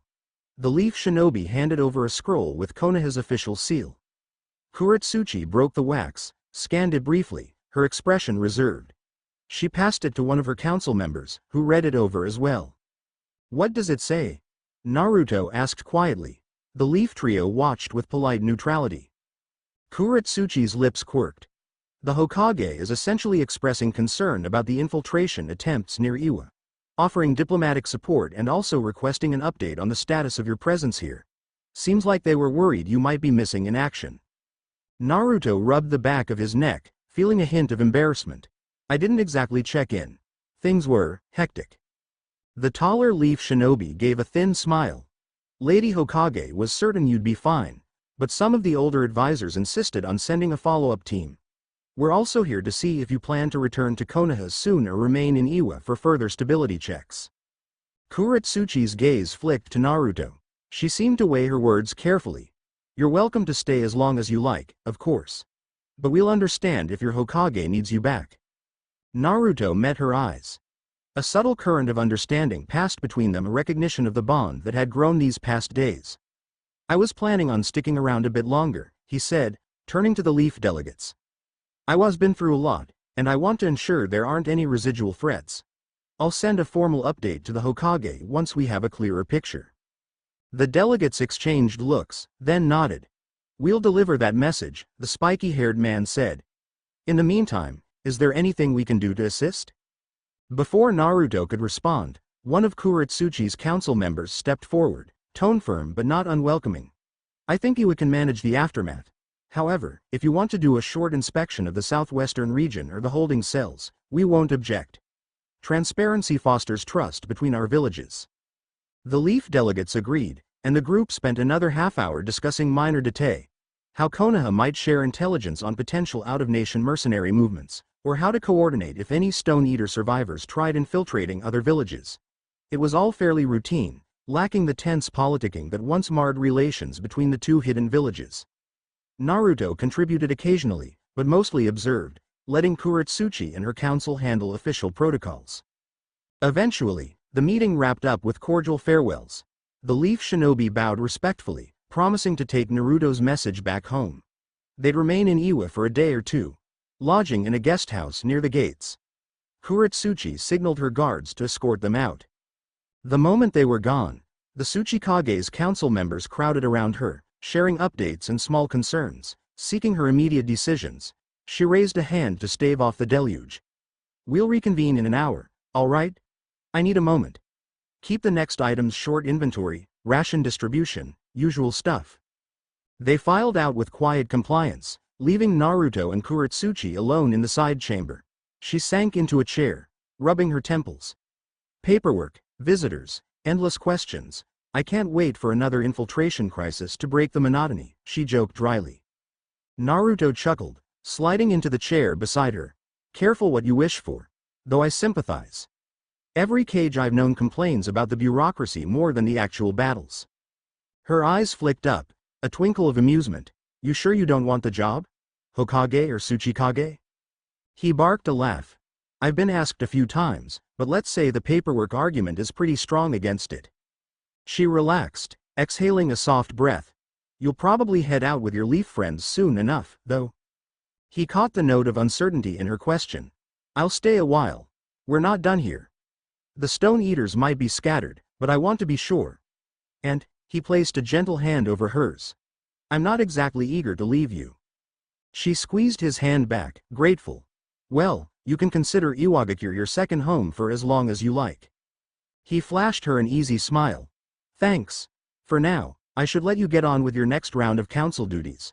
But after that, you up for a spar? Midori's not the only one who wants a round with me. Her smirk curved. You're challenging the Tsuchikage in her own training ground? Bold. He leaned in, voice low. Always. Her laughter rang against the chamber walls. We'll see who's left standing. True to their words, they convened at the training grounds after midday. A wide, rocky arena just outside the main walls. It offered space for shinobi to practice Earth-style jutsu without damaging the village's infrastructure. Naruto arrived first, accompanied by Midori and Sasama, each of whom wore their training attire. A few Iwajonin milled around in curiosity, probably wanting a front row seat to watch Naruto spar with the Tsuchikage. The sun beat down, but a mild breeze kept the heat manageable. Naruto rolled his shoulders, loosening up. His right eye tingled faintly, a sensation he'd come to associate with his Jougan stirring whenever excitement or tension built. A hush fell as Kurotsuchi approached, flanked by two advisors who tried to hand her a stack of documents. She waved them off with a wry grin. Later, later. This is strictly personal time. They gave up, stepping back to watch from the sidelines. Kurotsuchi removed her Tsuchikage robes, revealing a close-fitting shinobi outfit beneath a sleeveless vest and sturdy pants that allowed free movement. She adjusted the gloves on her hands, rolling her neck. "You sure you want an audience?" Naruto teased, stepping into the center of the practice arena. She shrugged, adopting a ready stance. "Helps morale. And besides, I want them to see how their cage measures up to you." A ripple of anticipation went through the small crowd. Midori and Sasama positioned themselves off to the side, arms crossed, eyes gleaming with interest. This wasn't exactly the formal match one might see in a Chunin exam, but the novelty of seeing Naruto the unstoppable hero square off against their revered Tsuchikage was too good to miss. Naruto and Kurotsuchi faced each other. He bowed lightly in acknowledgement of her rank, though his easy grin betrayed that this was still a casual spar between friends and perhaps something more. She nodded in return, eyes sharp. For a moment, neither moved. The air seemed to quiver. Then Kurotsuchi darted forward, forming quick earth-style seals. The ground under Naruto's feet churned, rocks erupting in a wave that threatened to encase his ankles. He deftly leapt, landing on one of the rising stones with impeccable balance. "Nice opening," he complimented, channeling chakra to the soles of his feet. She smirked, weaving more seals. Pillars of rock shot up in a staggered pattern, forcing him to hop from one narrow outcrop to another. She tried to corner him, each pillar bursting with enough force to unbalance an unprepared foe. But Naruto moved with disarming grace, each leap timed as if he predicted the pillars a heartbeat before they formed. The watchers murmured in awe at his fluid agility. Even Kurotsuchi's lips curved in grudging admiration. "You won't slip up for me, huh?" she called. He landed on solid ground again, drawing a quick breath. "You'll have to try harder." He formed a short sequence of hand seals, exhaling a burst of wind chakra that whipped across the arena. It kicked up dust and pebbles, momentarily obscuring him from view. Kurotsuchi shielded her eyes. "Wind style, typical leaf user," she muttered with a grin. She slammed her hands to the ground, sending out a wave of earth-style chakra that stabilized the swirling debris, forcing it to settle. The next second, Naruto was upon her, having used the dust cover to close the distance. She reacted quickly, blocking his initial palm strike with her forearm. Their eyes locked, body to body, a static charge of tension passing between them that had little to do with the fight. He gave a low chuckle, and she responded with a twist, trying to sweep his leg. He flipped neatly over her, landing behind her, poised to strike again. In the stands, Midori and Sasama whooped. "Go, Naruto. Show him, Lady Tsuchikage." The onlookers were clearly having fun. Kurotsuchi whirled, forging a quick stone kunai from the ground and lunging at him. He deflected with an equally swift motion, a swirl of chakra forming a compressed ball in his palm. She recognized the beginnings of a Rasengan and immediately launched backward, weaving more earth jutsu to put space between them. Chunky segments of rock rose in partial walls, each one a potential shield. Naruto sidestepped. "You remember that move," he teased. "You're not letting me get close enough to use it." She raised a brow, half laughing. "I was in the war, remember? I know what you can do." He feigned a disappointed sigh. "Spoil my fun, why don't you?" They exchanged a few more jutsu. Kurotsuchi manipulated the terrain with impressive finesse, while Naruto showcased agility and occasional bursts of wind chakra. They kept it light, no lethal force, no flares of monstrous power that would crater the arena. Still, the onlookers were riveted, seeing glimpses of the unstoppable might Naruto could unleash if he chose, and the steely control of the Tsuchikage who refused to be outshone. Eventually, after a particularly nimble exchange, Naruto ended up behind Kurotsuchi again, hooking an arm lightly around her waist. The crowd gasped, but he didn't execute any finishing blow. Instead, he murmured something in her ear, so soft that only she could hear. She stiffened, then exhaled a laugh, a flush spreading across her cheeks. "That's not fair," she chided, slamming an elbow back, which he dodged by releasing her. She spun around, face a touch pink, though her lips curled in a grin. "You're playing dirty." Naruto's grin widened, noicing her slight embarrassment.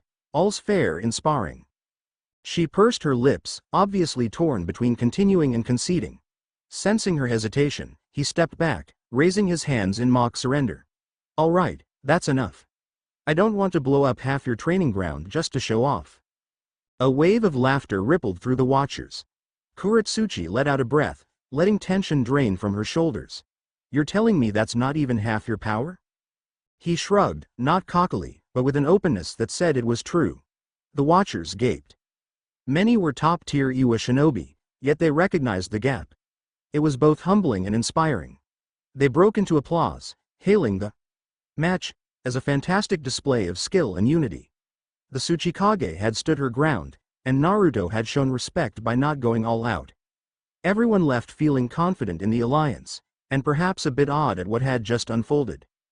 Kurotsuchi and Naruto walked out of the arena together, side by side, ignoring the curious gazes that trailed them. Midori and Sasama jogged over, congratulating both.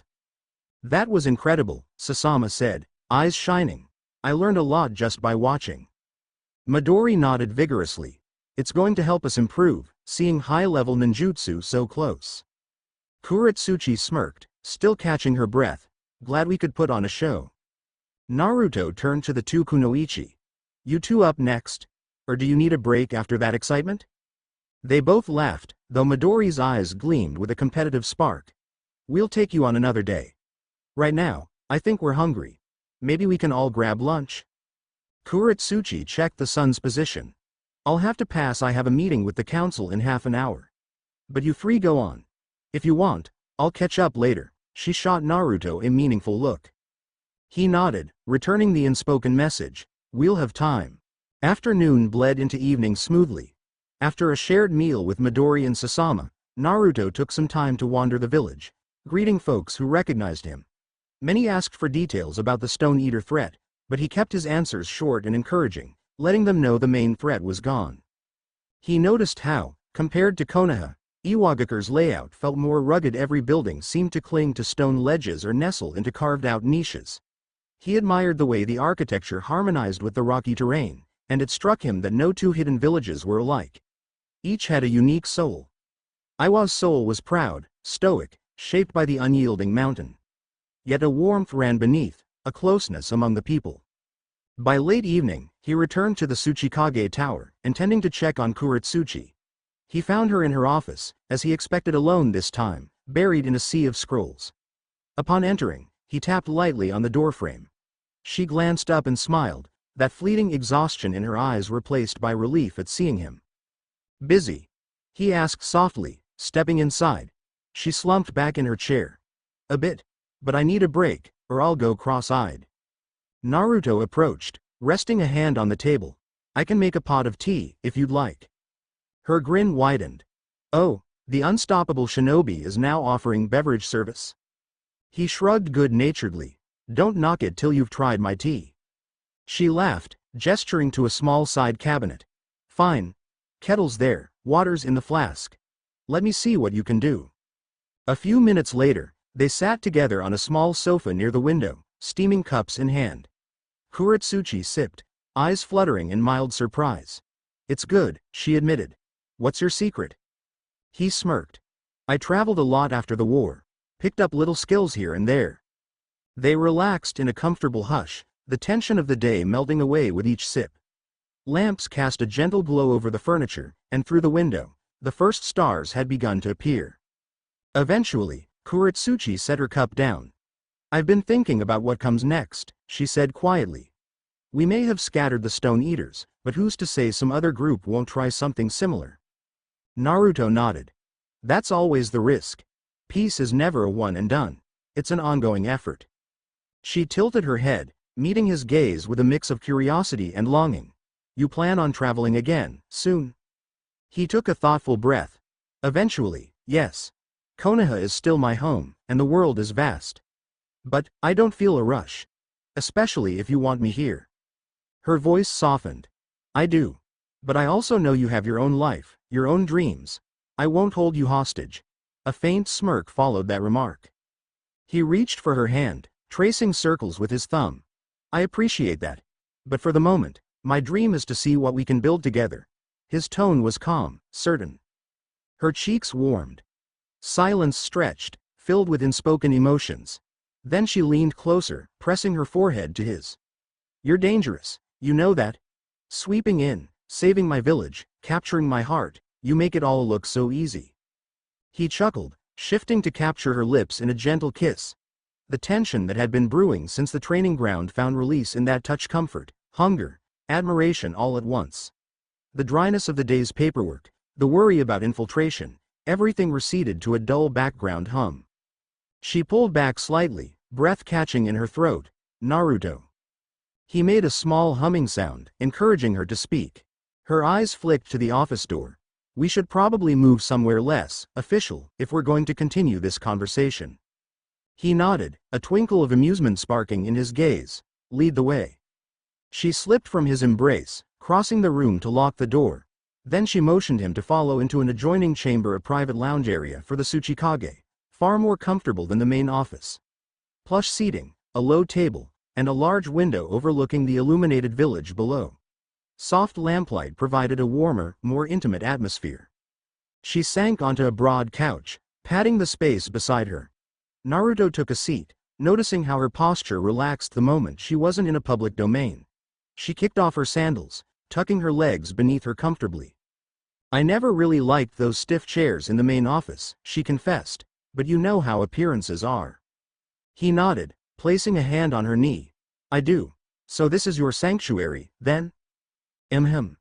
She curled her fingers around his. A place where I can be myself, even if just for a few minutes between meetings. He could see the weariness in her eyes again, the weight of responsibilities. But behind it glowed a fierce warmth that reminded him of the unstoppable shinobi she was. You deserve these moments. She leaned closer, letting her head rest against his shoulder. Thank you, she murmured, voice subdued. For more than just your help with the Stone Eaters. For treating me like a person, not just a cage. He stroked her hair lightly, a tenderness in his touch that had nothing to do with duty. I see both the cage and the woman, and I respect them equally. She breathed a quiet laugh, shifting to tilt her face up to his. Their lips brushed in a slow kiss, deeper than before.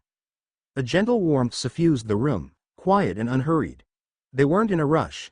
They had time. The flicker of the lamp revealed the subtle flush on her cheeks, the slightly parted lips. Her heartbeat thrummed through her body, echoing his. Eventually, she traced her fingertips along his jaw, a playful note returning to her voice. You're an incorrigible flirt, you know that?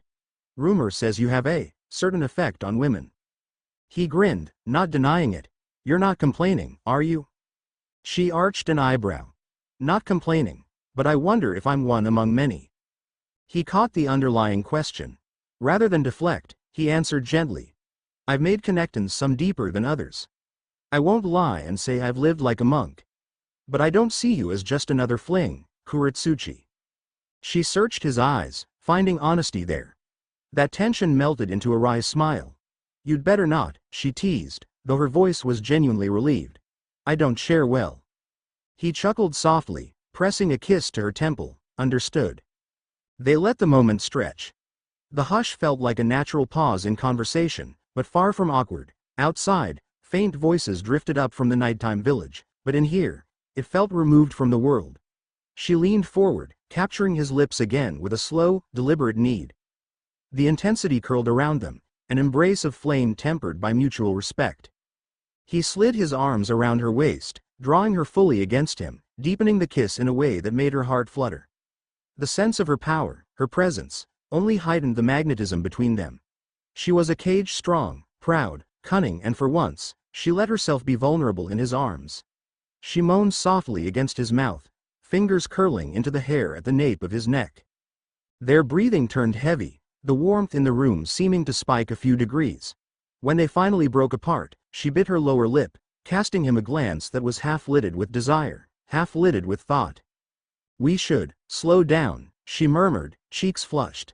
I have to be up early tomorrow. Council meeting at sunrise. She made a face, clearly unenthused about it. He exhaled a ragged breath, calming his own racing pulse. Right, you have responsibilities. She stroked his cheek in apology. It's not that I don't want this. Trust me, I do. Balancing duties and personal life is tricky enough. And if we go further, I might not let you leave, and then I'd have an entire council complaining about how their Tsuchikage is Mia. He gave her a soft grin, brushing a stray hair from her face. Say no more, I understand, I can wait. She nodded gratefully, lifting her chin to kiss him one last time, gently. Then she pulled away, standing and offering her hand to help him up. He accepted, rising to his feet with a fluid motion. "Thank you," she said, voice hushed, "and, good night." He cupped her cheek, pressing a final kiss to her forehead. "Good night, Kurotsuchi." Their fingers lingered together as he moved toward the door, reluctance in every step. But he respected her boundaries, respected the demands of her station as well as her personal comfort. The soft click of the door behind him felt both final and promising, like the close of one chapter in a long, continuing story. Outside, the corridor was dim and empty, the palace mostly asleep. Naruto let out a slow breath, collecting his thoughts. A faint tremor of anticipation still thrummed in his veins, the echo of her touch. He made his way back to his guest room, mind spinning with possibilities. The night was gentle. He slept deeply, without nightmares or tension, though images of Kurotsuchi's face, her strength and warmth, drifted through his dreams. Dawn arrived in a blaze of orange and pink across the mountains. Naruto woke feeling refreshed, the memory of the previous night's closeness lingering in the back of his mind. He dressed, grabbed a light breakfast, and decided to visit the southwestern perimeter with Sasama and Midori. It was partly an excuse to stay busy, partly a genuine desire to ensure no Stone Eater remnants lurked. They set out shortly after sunrise, the crisp morning air invigorating. The southwestern quadrant of the village featured outposts along the cliff edges, as well as the canyon path they'd previously scouted.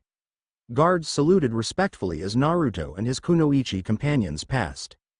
Midori yawned, obviously not a morning person. "I still can't believe the council meets at dawn. Don't they sleep?" Sasama shrugged. "They're older. Older folks wake up early, right?" Naruto chuckled, scanning the horizon. "You'll appreciate it when you're the one in charge and you want to get things done quickly." Midori made a face. "I'd rather fight infiltration squads at midnight than sit at a sunrise council meeting." They circled around to a vantage point overlooking the canyon. The same place where they'd first encountered Koharu.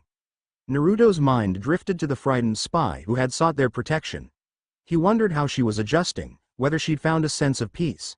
Maybe after they finished here, he'd check in on her. As if on cue, a familiar voice spoke behind them. "Naruto, Sasama, Midori. Good morning." Turning, they found Koharu emerging from a small watchtower station, escorted by an Iwa Chunin. She wore a borrowed Iwa cloak over her plain tunic, looking both timid and grateful. A faint bruise still darkened her cheek, but her eyes held more life than when they'd first met. Naruto lifted a hand in greeting. "Koharu, good to see you up and about." She managed a smile. "They've treated me well, though I think they're not sure if I'm a spy or a victim." "Probably both," she admitted wryly. Midori stepped forward. "You helped us. Without your info, we might not have found the camp so quickly." Koharu bowed her head. "I'm just glad it worked out. I'm heading back to the grass region soon, once the Tsuchikage's office processes some documents for me. They offered safe passage so I can check on my family." Naruto's chest loosened. It was good to see a thread of the Stone Eater's fiasco resolved positively. "That's great. I hope you can put all this behind you." Koharu's eyes flicked from one to the other. "Thank you all. Especially you, Naruto. You gave me a second chance." He reached out, gently squeezing her shoulder. "You saved yourself by running from them. We just did our part." She looked at him for a moment, then nodded with a small smile. "Still, I owe you." Then she turned to follow the Chunin back toward the watchtower. Over her shoulder, she called, "Be careful, in case any remnants decide to cause trouble." Sasama watched Koharu leave, crossing her arms. "She's come a long way. Good for her." "Yeah," Naruto agreed softly. The morning sun cast golden light over the rocky terrain, painting the cliffs in warm tones. He inhaled the crisp air. For all the darkness they had seen, moments like these where someone found hope again made the shinobi path worthwhile. They spent another hour patrolling, verifying seals on the perimeter to detect forbidden jutsu. Everything looked solid. By the time they returned to the main gates, the village had fully awakened. Market vendors set up stalls, children wandered with lunchboxes, and teams of shinobi went about their duties. Sasama parted ways, saying she needed to check on an Iwa blacksmith about repairing her favorite kunai. Midori mentioned wanting to do some personal training, perhaps continuing to refine her close combat moves. That left Naruto free to roam. He decided to head back to the Tsuchikage Tower, suspecting Kurotsuchi might be done with her meeting. But as he approached, he spotted a small crowd gathered near the courtyard. Something was happening, a commotion or demonstration, he wasn't sure. He heard raised voices, one of them belonging to an Iwajanin, the other to a man whose accent marked him as an outsider. Curious, Naruto slipped through the onlookers. He found an older man with graying hair, clad in travel-worn robes. His face was pinched with frustration, and he held a small scroll in one hand. Opposite him stood the Iwajanin, arms crossed, face rigid. "It's urgent I speak with the Tsuchikage," the older man insisted. "I have come a long way from the land of bears with important information. You can't keep me waiting out here." The Jonin maintained a stoic front. "Lady Tsuchikage is in a council session. She'll see you when she's free. We can't allow random visitors to barge in." "I'm not random," the man snapped, though with an undercurrent of desperation. "Lives may be at stake. The Tsuchikage must see this." He waved the scroll for emphasis. Naruto, picking up the tension, approached the Jonin. "Hey, let me see if I can help." The Jonin recognized Naruto immediately, inclining his head. "Naruto, this man claims to have urgent intel from the land of bears. He won't give details, but says it concerns all the great villages. We told him to wait, but he's adamant about an immediate meeting." Naruto studied the older man. "I'm Naruto Uzumaki. Maybe you can tell me what's going on. I'll make sure it reaches the Tsuchikage." The older man's expression flickered with hope. "Uzumaki, the hero from the war? Then perhaps you'll understand." He extended the scroll. "A crisis is brewing in the land of bears. Or, maybe a better word is an omen. Strange energies near the star meteor, unusual chakra readings. People speak of a cult forming around it, reminiscent of some rumored celestial prophecy. We're worried it might escalate into something akin to what threatened Iwa, or worse." Naruto's instincts prickled.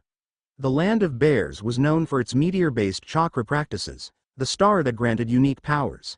Some had tried to harness it in the past. "What do you want from Iwa?" The man's voice trembled. "Help. Or at least cooperation. If this cult harnesses the meteor's energy, who knows what destructive jutsu they could create. Our village is small, we can't fend off a large-scale threat alone. We've petitioned Konoha as well, but we haven't received a response. Now we turn to Iwa, hoping they'll coordinate or share intelligence." Naruto glanced at the crowd forming around them, some curious, some tense. He turned to the Jonin, who looked uncertain. "Let me take him to a private area. I'll read the scroll, then I'll see if Kurotsuchi can step away." The Jonin nodded. "Yes, sir." With a polite gesture, he cleared the onlookers. Naruto guided the older man to a side courtyard, away from prying ears. They sat on a low stone bench, and the man passed the scroll over. "This contains details we've managed to gather, unconfirmed sightings of robed figures near the meteor, rumors of violent chanting, sacrifices. It sounds insane, but when people chase power, reason often goes out the window." Naruto opened the scroll, scanning its contents. The handwriting was shaky, but the descriptions were vivid. Talk of celestial reawakening, references to an eye that sees beyond worlds, which sent a chill through Naruto, reminding him of the Jougan. Additional notes mentioned faint surges in the meteor's chakra output, enough to cause sickness in locals. It all pointed to a rising crisis that no single small village could handle alone. He mulled it over, heart-drumming. Could it be connected somehow to the Stone Eater infiltration, or to his Jougan's mysterious origin? The timing felt too coincidental. If so, ignoring it might lead to a catastrophe. Finally, he rolled the scroll closed, lips pressed tight. "I'll get you an audience with the Tsuchikage." The older man visibly sagged in relief. "Thank you." Naruto led him into the tower, instructing a Chunin to find Kurotsuchi and request a brief recess. He also sent a message to Midori and Sasama, wanting them on standby. Something about the celestial prophecy. References put him on guard. It might be nothing, or it could be the start of another dangerous cult. Within minutes, Kurotsuchi arrived, looking slightly annoyed at being pulled from her session. But the moment Naruto handed her the scroll and whispered the gist of it, her demeanor shifted to one of sober concern. She gestured for them to head into her office, leaving the man's dusty sandals to track across the polished floor. He apologized profusely, but she waved him on. Behind closed doors, she read the scroll, frowning. Another potential infiltration or cult threat. The land of bears. That meteor has caused trouble before, if I recall. The older man bowed stiffly. Yes, Lady Tsuchikage. Our star training was always somewhat controversial, but never so openly malignant. Now we fear there are those who want to harness that power for sinister means. Kurotsuchi looked to Naruto. Your take? Naruto rubbed his neck, glancing between them. This might be bigger than just you or Konoha. If there's a group messing with the meteor's chakra, we need to nip it in the bud.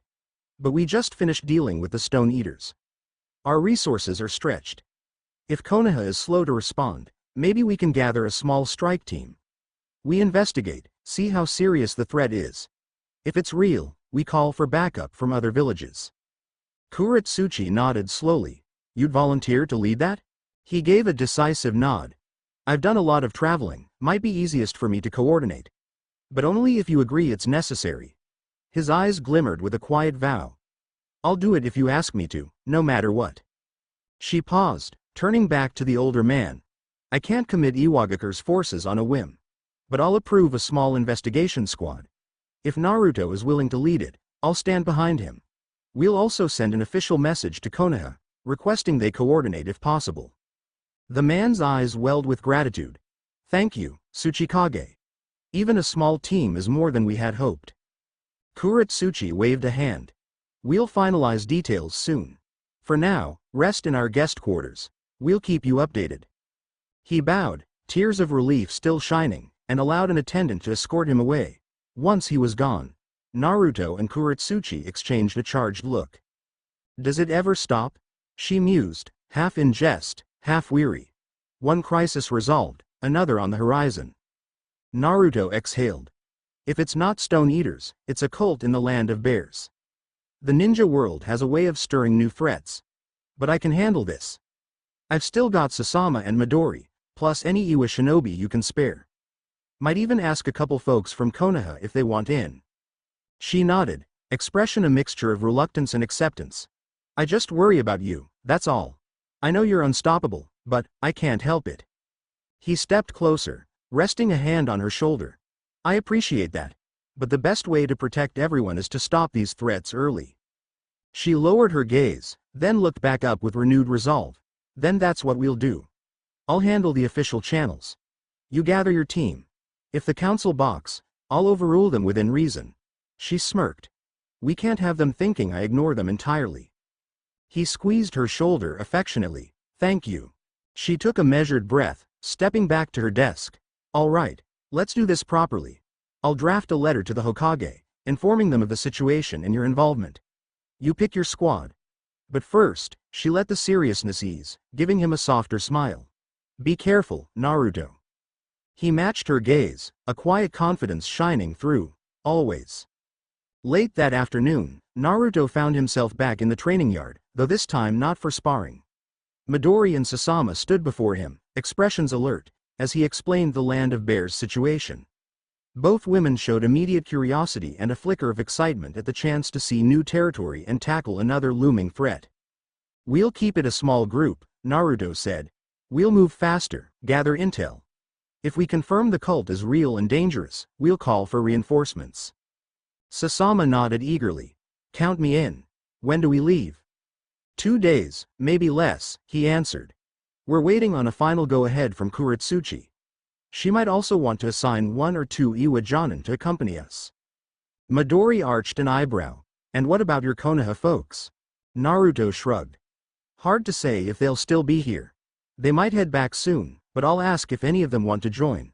Alternatively, they could return to the Hokage with news, which I'd expedite an official team from Leaf. Sasama smirked. You think we'll find something bigger than the Stone Eaters? He folded his arms, scanning the horizon. Hard to say. But the rumors about a celestial prophecy involving the meteor, it spooks me a bit. I have a unique dojutsu that resonates with some cosmic energy, or so I've been told. Might be a coincidence, but I'm not one to ignore coincidences. Midori eyed him carefully. The Jougan, right? I've never seen it fully in action, but I've heard stories. He nodded, letting the conversation drift for a moment. If the Jougan's power truly linked to something beyond the normal realms of chakra, it might tie into what was happening in the land of bears. He suppressed a shiver. Regardless, he felt compelled to investigate.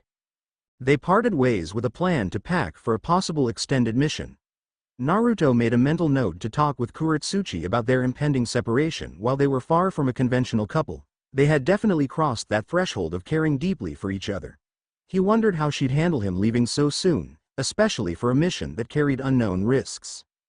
That evening, he found her in the private lounge once more, finishing up a quick meal. She gestured for him to join her, pushing a plate of steaming dumplings toward him. He accepted, heart fluttering at the domestic normalcy of the moment. "You're leaving soon," she said quietly, not mincing words. He swallowed a bite of dumpling. "Yes. I want to get ahead of whatever's happening in the land of bears. If it's nothing, I'll be back quickly." She studied her own plate, brow furrowed. "I can't leave the village to join you. That's not an option." He reached for her free hand, lacing their fingers gently. "I know, and I wouldn't ask that of you. I'd rather have you keep you as strong. But I will miss you." Her eyes lifted, and the affection in them was clear. "I'll worry," she admitted softly. "At least send word regularly, so I know you're all right." "I promise," he said, voice laced with sincerity. They finished dinner in a hush that was both comfortable and tinged with melancholy. Afterward, she walked him to the corridor, turning just before they parted for the night. "Naruto, come back to me," she whispered, stepping close enough that their breaths mingled. He leaned in, pressing a tender kiss to her lips, letting it linger. "Count on it." Her eyes slid shut at the contact, arms looping around his shoulders. In that moment, the world shrank to just the two of them, shinobi, leaders, lovers caught in a brief bubble of time. When they pulled away, the vow hung unspoken in the air. "We'll find a way to continue this, no matter the distance." With one last look, she turned and strode off, her posture straightening the moment she stepped into a corridor where subordinates might see her. He watched her go, a swirl of pride and longing in his chest. 2 days later, everything was set. Kurotsuchi had assigned 2 trusted Iwajanin, Ren and Akemi, to join Naruto's small team. They both had experience with infiltration and field analysis. Midori and Sasama were geared up, excitement shining in their eyes. The Leaf visitors declined an offer to join. They had orders to return with updates, but they carried a promise that a Konoha squad might follow soon if Naruto confirmed the need. They stood at the village gates early in the morning, final supplies packed.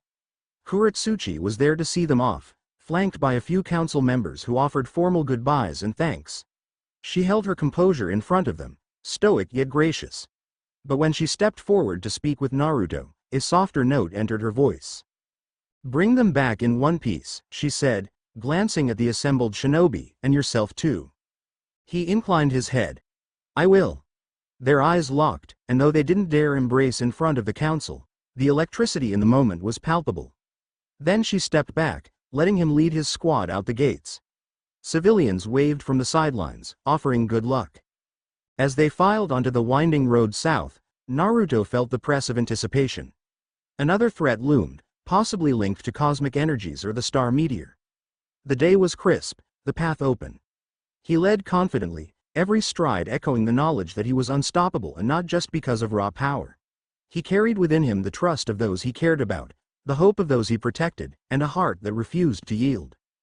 Behind him, Midori and Sasama exchanged banter about how the land of bears might differ from the land of earth, while Ren and Akemi discussed possible infiltration tactics. The sun inched higher, gilding the rocky hills with light. Naruto cast one last glance back at the proud walls of Iwagakure, imagining Kurotsuchi watching from somewhere high, her eyes steady on him. "I'll come back to you," he thought silently, turning forward to face whatever destiny lay ahead. Chapter 2 End. They set out in the early light of morning, the sky above tinged with faint purples and oranges. The crisp air carried traces of dew, and the breath of each shinobi rose in thin clouds as they started their trek. Naruto led the small team confidently, accompanied by the Iwajanin Ren and Akemi in addition to Midori and Sasama. All 5 moved in a relaxed but steady formation, focusing on a quick pace without sacrificing vigilance. Everyone knew this mission could shift from routine to perilous in the blink of an eye. During the first day, they followed narrow roads through the land of Earth's southern mountains, then descended into rocky foothills that bordered lesser-traveled regions. The journey wasn't difficult, certainly easier than chasing down infiltration squads, but the mood was thoughtful. Occasional banter cropped up, yet the weight of unknown threats in the land of bears hung in the background. Naruto sensed the subtle tension whenever conversation lapsed into silence. In truth, he felt a similar undercurrent of anticipation in something else. Even with the successful victory against the Stone Eaters, the notion that a new cult was harnessing cosmic energy, reminiscent of celestial prophecy, set him on edge. It stirred memories of the Otsutsuki clan and hints he'd encountered about otherworldly powers. His Jougan remained quiet for now, but he occasionally felt a faint tingle at the edge of his vision, as though the eye was aware of an approaching storm. They camped that first night in a sheltered alcove near a shallow stream. Sasama scouted upstream for fish while Midori and the two Iwajonin gathered kindling. Naruto used his wind chakra to clear a fire pit of debris, making sure they left minimal traces for any opportunistic bandits. Everyone moved with the unspoken efficiency of seasoned shinobi. Once a small fire flickered to life, they set up basic rations. Midori returned from her task with a few handfuls of dried shrubs suitable for fueling the flames, while Sasama proudly unveiled a skewer of 3 small fish. She gave a lopsided grin as if to say sorry it's not much. But no one complained. They'd all eaten worse on past missions. You know, Sasama said, handing the fish to Ren, who carefully set them on a makeshift grill, it's been a while since we traveled outside one of the major nations like this. Feels peaceful, at least for the moment. Akemi shrugged, tightening the straps of her flak vest. It won't stay that way if this cult is half as serious as we've heard. Let's not get complacent. Ren stirred the fire with a long twig. You're right, but we can savor a quiet night while we have it. He and Akemi exchanged a subtle glance that suggested they'd been on plenty of tense missions themselves. No shame in enjoying peace when it shows up. Naruto nodded, pulling his cloak tighter around him against the chill. He watched the flames flicker, recalling how not long ago, he and his team had done something similar in that canyon near Iwa, only to stumble into the infiltration squads. Life as a shinobi had taught him that calm nights sometimes preceded storms. You think the land of bears has changed much since the war? Midori asked, looking at Naruto. She'd heard rumors about his extensive travels, how he'd roamed after the war ended. I'm not entirely sure, he replied. I never spent much time there, just heard stories about their meteor-based training, the star that gave them unique chakra. That ended up causing more problems than it solved, from what I gather. If a cult has latched onto that meteor's power, they might be trying to replicate the Stone Eater's infiltration approach, but on a more cosmic scale. Sasama blew out a breath, sending a swirl of sparks dancing upward. Cosmic scale. That's exactly what we need. Another crisis that hits the bigger picture. Midori teased her gently. You complaining? You're the one who said you wanted to see more of the world, right? Sasama just rolled her eyes in mock annoyance, though a small grin tugged at her lips. Yeah, well, I was hoping for a bit of normal sightseeing, not doomsday cult sightseeing. There's a difference. Naruto's calm laughter rippled through them, a reassurance that everything felt manageable when he was around. We'll handle it, he said, the words laced with that quiet confidence no one ever doubted. Once we know what we're dealing with, we'll adapt. That's the shinobi way. They ate their simple meal, joking about the taste of half-cooked fish and the dryness of the ration biscuits. It was an ordinary night, yet underpinned by the bond they shared. Afterward, they set a watch schedule. Ren offered to take the first shift, and Akemi volunteered for second. Sasama took third, while Midori claimed the final watch before sunrise. Naruto, feeling that old sense of readiness, simply said, I'll fill in wherever needed if something stirs. No one argued. Everyone knew Naruto could respond to danger faster than they could blink. He laid down on a thin mat, gazing up at the sky's canopy. Without the lights of a large village, the stars spread infinitely, points of brilliance shimmering in the cool darkness. His thoughts drifted to Kurotsuchi, imagining her at that watchtower in Iwa or in her private lounge, possibly glancing at the same sky. The memory of her farewell, of her lips warm against his, lingered like a pleasant ache in his chest. He closed his eyes, letting the quiet hush lull him into a light sleep. Night wore on without incident. Once or twice, Naruto sensed flickers of wildlife, a fox prowling near the stream, an owl drifting overhead, but nothing that spelled trouble. When dawn broke pale and cool, they packed up camp quickly, burying the fire pit and scattering traces of their presence. By the time the sun peeked over distant hills, they were already on the move, crossing from the land of Earth's outer fringes into the neutral territories that led toward the land of bears. Their path took them over uneven ground dotted with scraggly shrubs. Occasionally, they passed small settlements, just a handful of huts or a lonely inn perched by a dried creek. None appeared wealthy or robust. This region clearly sat outside the trade routes that connected the great nations. The local folks, when glimpsed from afar, seemed wary, but not unfriendly.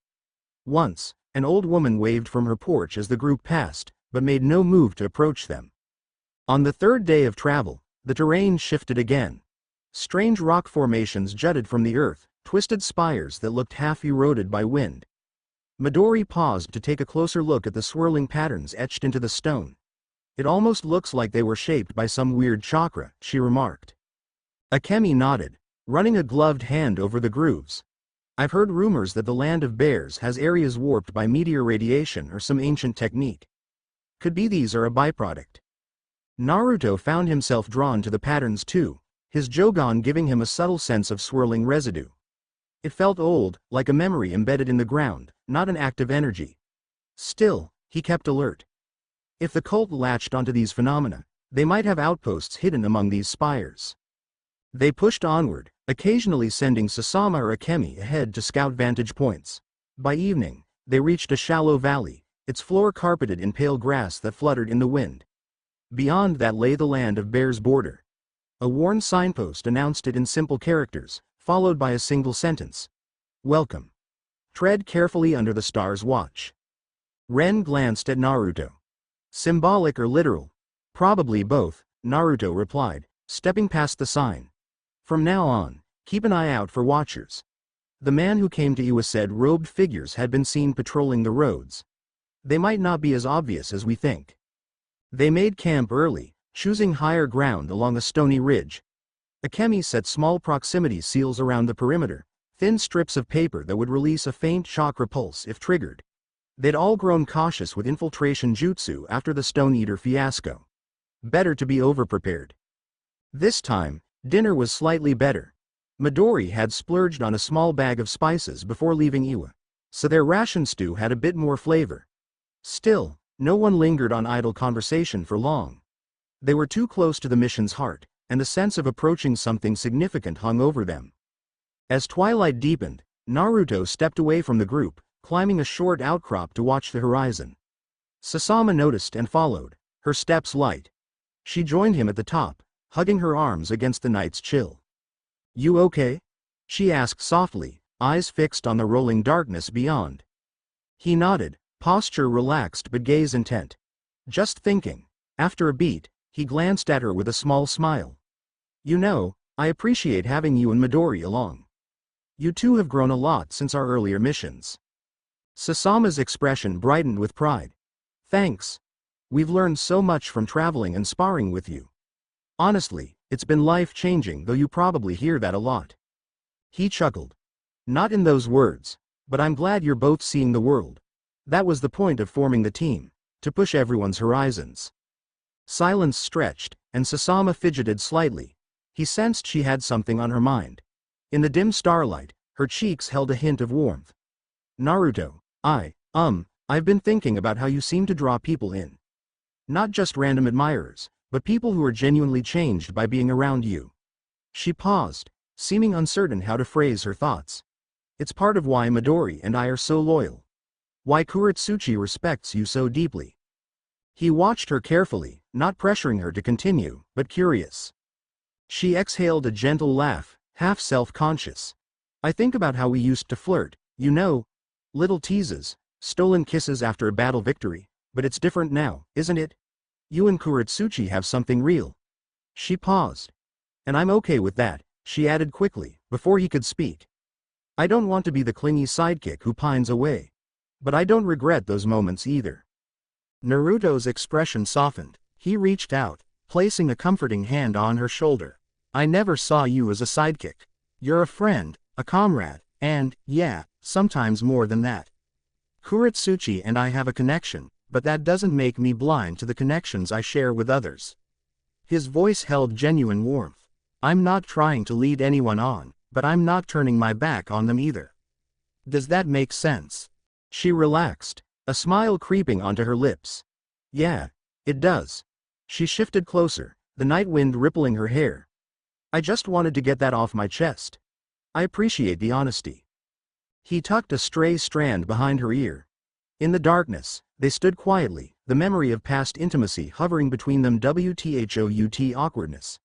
He leaned in, pressing a gentle kiss to her temple, a comforting gesture rather than a provocation. She let out a soft breath, leaning into the contact briefly, then stepped back with a faint blush. Anyway, she said, voice half playful, I guess we should keep watch for suspicious cultists instead of pouring out our hearts. He snorted. Probably a good idea. They headed back to the main camp, where Midori was showing Ren and Akemi a new kunai throwing trick she'd developed. Sasama jumped into the demonstration with eager flair, seamlessly returning to group banter. Naruto settled onto a rock, letting their chatter wash over him. His mind roamed toward Kurotsuchi, inevitably. He wondered if she'd had a similarly busy day, hammered by council duties. The memory of her final words come back to me echoed in his head, fueling his resolve to handle the cult problem swiftly and safely. Night settled, watch rotations began, and dawn arrived in a muted glow. They pressed on, crossing the official border marker for the land of bears around midday. The differences became more apparent. The soil had an ashen quality, and faint crystalline dust sometimes sparkled underfoot. Naruto felt his Jougan stir every so often, as if the environment contained a foreign chakra signature. They arrived at a small settlement by late afternoon, a handful of wooden structures clinging to the slope of a hillside. Smoke trailed from a couple of chimneys, and children loitered near a dusty path that might be considered a main street. The place looked run down, with few signs of prosperity. The moment the traveling shinobi approached, the children vanished inside huts, and adults peered out through cracked shutters, expressions wary. Ren whispered to Naruto, friendly bunch. Maybe we should approach carefully. Naruto gave a nod, motioning for the group to slow. They entered the settlement at a measured pace, no weapons drawn. A middle-aged man with broad shoulders and patched clothing stepped into the street, likely mustering courage to act as spokesman. Who are you? He demanded, voice trembling slightly despite his firm stance. We have nothing of value, no reason for travelers to be here. Naruto moved forward, palms open in a non-threatening gesture. We're shinobi from outside, investigating rumors of dangerous activity near the meteor site. We mean no harm. The man's frown deepened. Outsiders keep coming, talking about the star. Some are strange, robed people who preach doom. Others show up claiming they want to stop them. None of it helps us. We just want to be left in peace. Midori exchanged a tense glance with Sasama. Clearly, the cult had already sown fear among the locals. Naruto kept his voice gentle. We understand. If there's a threat, we'd like to protect you from it, not involve you in more conflict. The man's demeanor softened a fraction. He looked over the group, noticing they wore a mix of Iwa and more neutral gear. You don't look like the others. Those robed ones, they chant, speak of a new era shaped by the cosmos. They try to recruit us to their cause. When we refuse, they threaten retribution from the star gods or some nonsense. Bitterness laced his words. We've seen them heading north, deeper into the region. Rumors say they gather near an old temple, not too far from the meteor crater. Naruto's senses pricked. A temple near the crater that was likely ground zero for the cult. Have they harmed anyone directly? The man's jaw clenched. Some folks who defied them disappeared. We don't have proof, but we suspect the cult is responsible. And there have been strange lights at night, flickers in the sky. Some claim it's just the meteor flaring, but it's never done that before. He paused, then let out a resigned sigh. Look, I don't want trouble, but if you can stop them from terrorizing us, we won't stand in your way. I just can't offer help, either. We're scared. Naruto rested a hand on the man's shoulder, meeting his eyes. You've done enough by telling us this much. We won't drag your settlement into danger. He nodded to the rest of his team. We'll be on our way, but if we pass back through, we'll let you know what we find. The man swallowed, his posture drooping in relief. Thank you. Just, be careful. People who poke around that temple don't come back. Naruto offered a final, reassuring smile, then signaled his squad to follow him. As they left, windows and shutters creaked open a little more, curious eyes watching. No hostility, just fear and desperation. Once outside the settlement, they paused to confer. Akemi spoke first, voice hushed. A temple, near the meteor crater. Robed fanatics. This definitely lines up with the information the old man gave us in Iwa. Ren nodded. Probably we should approach carefully, maybe at night. If they're kidnapping or forcibly recruiting, they must have sentries posted. Sasama frowned thoughtfully. What about the crater itself? It's rumored to be heavily irradiated or something. Could they be using that star metal? Naruto felt a flicker of unease, recalling the lines about celestial prophecy. They might be. If they've harnessed any portion of the meteor's chakra, it could amplify their rituals or jutsu. The question is what they plan to do with that power. Midori looked to Naruto. We need to decide whether we go straight to the temple or scout around the crater first. If we rush in blindly, we might get cornered. He considered, scanning the horizon. Rolling hills stretched north, some covered in dull grass, others bare stone. In the far distance, a jagged silhouette hinted at a plateau rising above the terrain. It could be the crater's location or at least part of it. It might be smarter to circle around, see if we can locate the temple from a vantage point, he decided.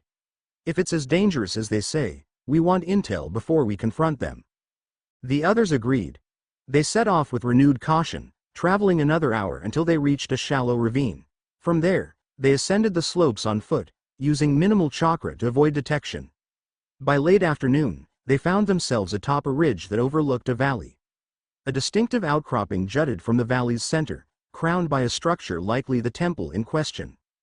They crouched behind a formation of boulders, peering down. Even from a distance, Naruto's keen vision and the faint stir of his Jougan picked out robed figures moving around the temple's courtyard. At least a dozen, maybe more. Some carried lanterns or torches that flickered in the waning light. Ren hissed softly, "That's more than I expected. This cult is organized." Akemi nodded in grim agreement. "They've definitely set up camp, could be more inside."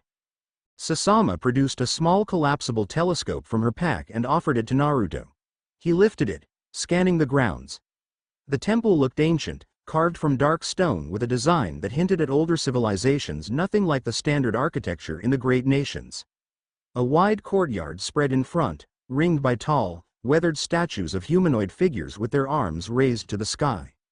Near one edge of the courtyard stood a cluster of tents. Purple banners fluttered from wooden poles, each bearing a spiral-like symbol that made Naruto's pulse quicken. Something about that symbol felt vaguely reminiscent of Otsutsuki's swirl motifs, yet it wasn't exactly the same. More than once, he saw a faint glow within the tents, as if someone there worked with chakra-laced materials. Midori leaned forward, voice low. "We could try infiltrating at night, but if they have watchers posted, it might be risky.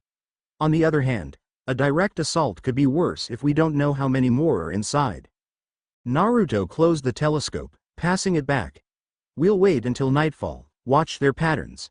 See if they leave to gather supplies, or if they hold any rituals at dusk. We MGHT learn something without taking big risks." So they settled in behind the boulders, carefully concealed, rationing water and food, preparing to observe. As evening deepened, the cultists lit larger braziers around the temple's perimeter, bathing the ancient walls in flickering orange. More figures appeared, some dragging what looked like crates into the courtyard. It was too far to see details, but the group's overall numbers swelled to around 20 or 30 visible at any given time. Near the center of the courtyard, a robed individual who seemed higher in rank directed the others, gesturing emphatically.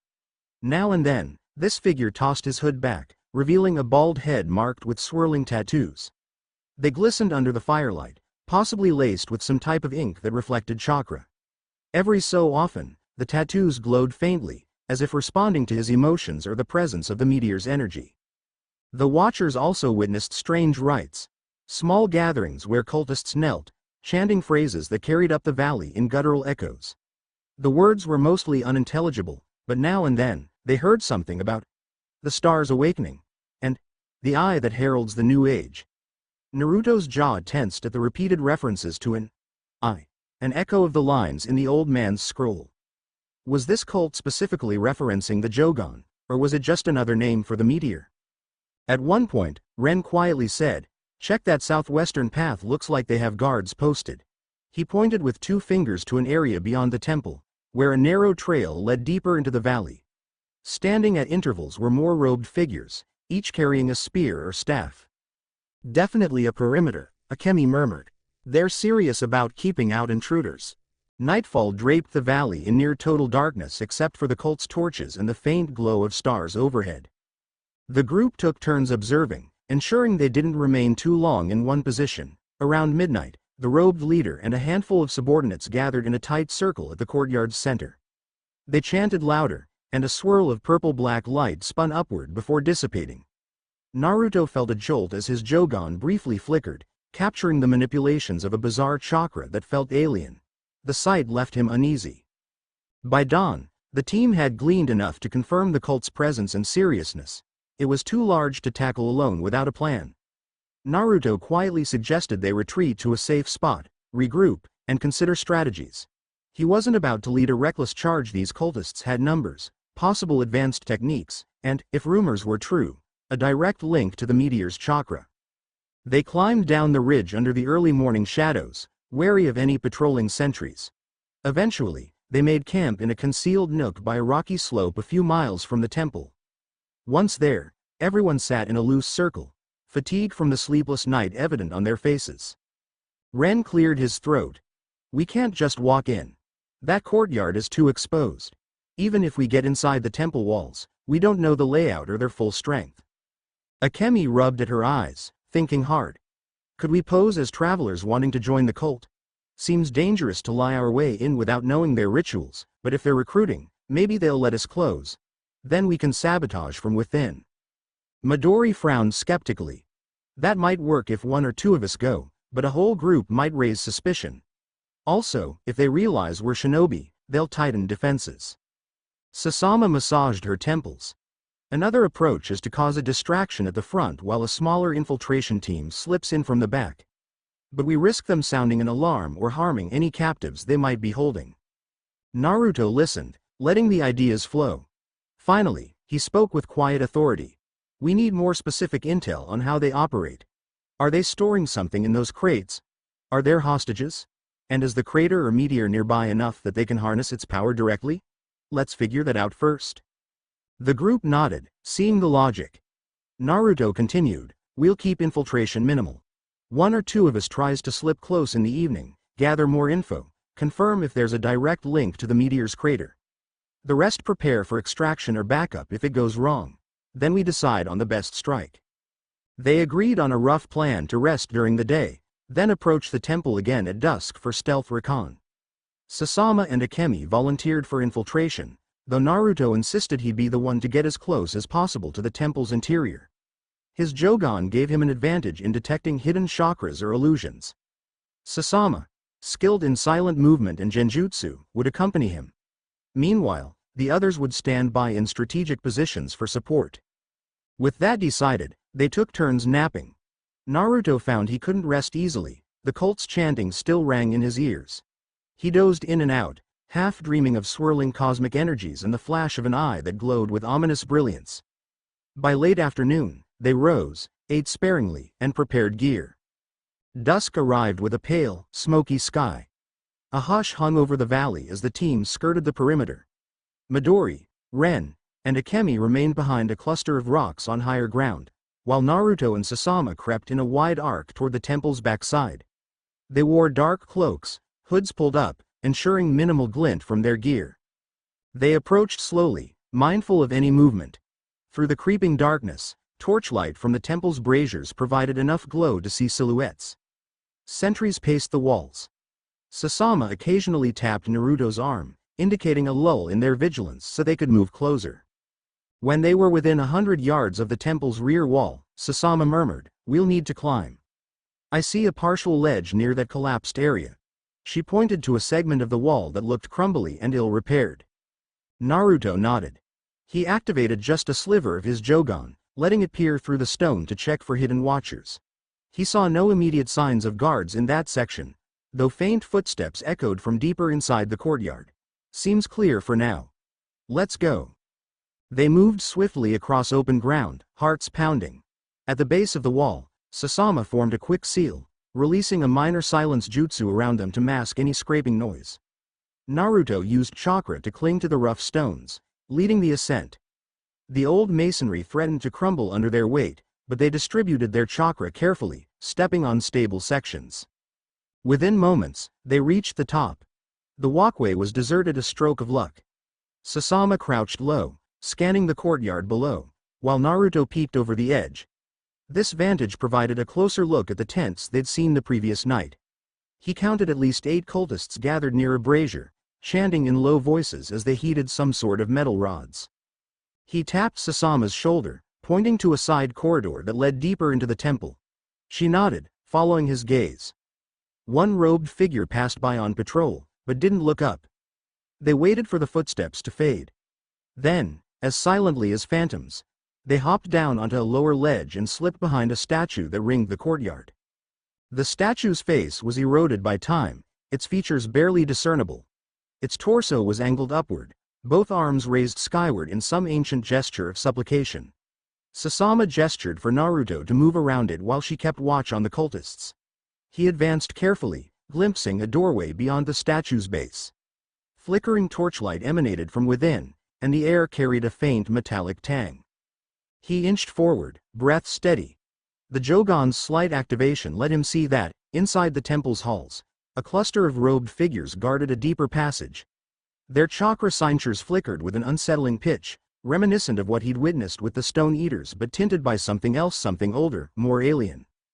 He looked back at Sasama, signaling he wanted to get closer to that hallway. She hesitated but nodded. They waited for a moment when the courtyard cultists were engrossed in their chanting, then darted across a short open space to press against the temple's archway. 2 robed guards stood near the corridor's far end, each holding a spear. Their posture was bored, but their eyes scanned the hallway regularly. Sasama put a finger to her lips, then formed a single hand seal, letting her chakra swirl subtly. Naruto recognized the technique, Sasama's ephemeral genjutsu that played illusions at the edge of a target's vision. She was skilled enough to cast it silently, planting a small distraction in the guards' minds so they might turn away at a crucial moment. Sure enough, one guard glanced sharply toward the courtyard, as if hearing a sound. The other guard followed, momentarily distracted. Naruto and Sasama crept closer, footsteps soundless, pressing themselves against the corridor's stone wall. They slid past the guards, who continued peering toward the courtyard as though expecting a stray cat or intruder there. Once clear, Naruto and Sasama found themselves in a side passage illuminated by flickering wall sconces. Strange markings covered the wall's spirals, star shapes, and swirling scripts that hurt the eyes if observed too long. The air grew colder, heavy with an unwholesome presence. At the far end of the passage, a stone door stood half open, a low hum coming from beyond. Naruto felt his heart quicken. He motioned for Sasama to stay back, then edged forward to peer inside. A rectangular chamber stretched out, lined with ominous murals. At the center rested an elevated stone platform, around which 4 cultists in dark purple robes stood. In the middle of the platform lay a battered wooden crate, half pried open, revealing a chunk of blackish rock that pulsed with faint light. Each throb of that light sent a wave of unsettling chakra through the air.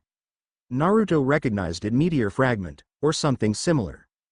One cultist, presumably a high-ranking member, stepped closer to the rock fragment, chanting softly.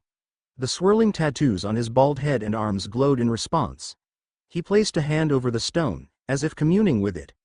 A whispering voice, not entirely his own, escaped his lips. "The eye, it awakens, we must prepare the vessel." Naruto's pulse hammered. He strained to hear more. The cultist continued in that dual voice, "The day draws near when the star's power will merge with mortal flesh. The eye shall open the path across realms. Nothing will stand in our way, especially not false heroes who cling to old illusions." Sasama edged closer, biting her lip. She shot Naruto a look of alarm. "They sound like they're planning something massive," her eyes seemed to say. The cultist's chanting rose. Flickers of purple-black energy crackled around the meteor shard. Naruto felt his Jougan surge in partial resonance, as if the shard's energy tugged at the strange cosmic nature of his own eye. He suppressed a gasp, stepping back to avoid being overwhelmed by the swirling aura.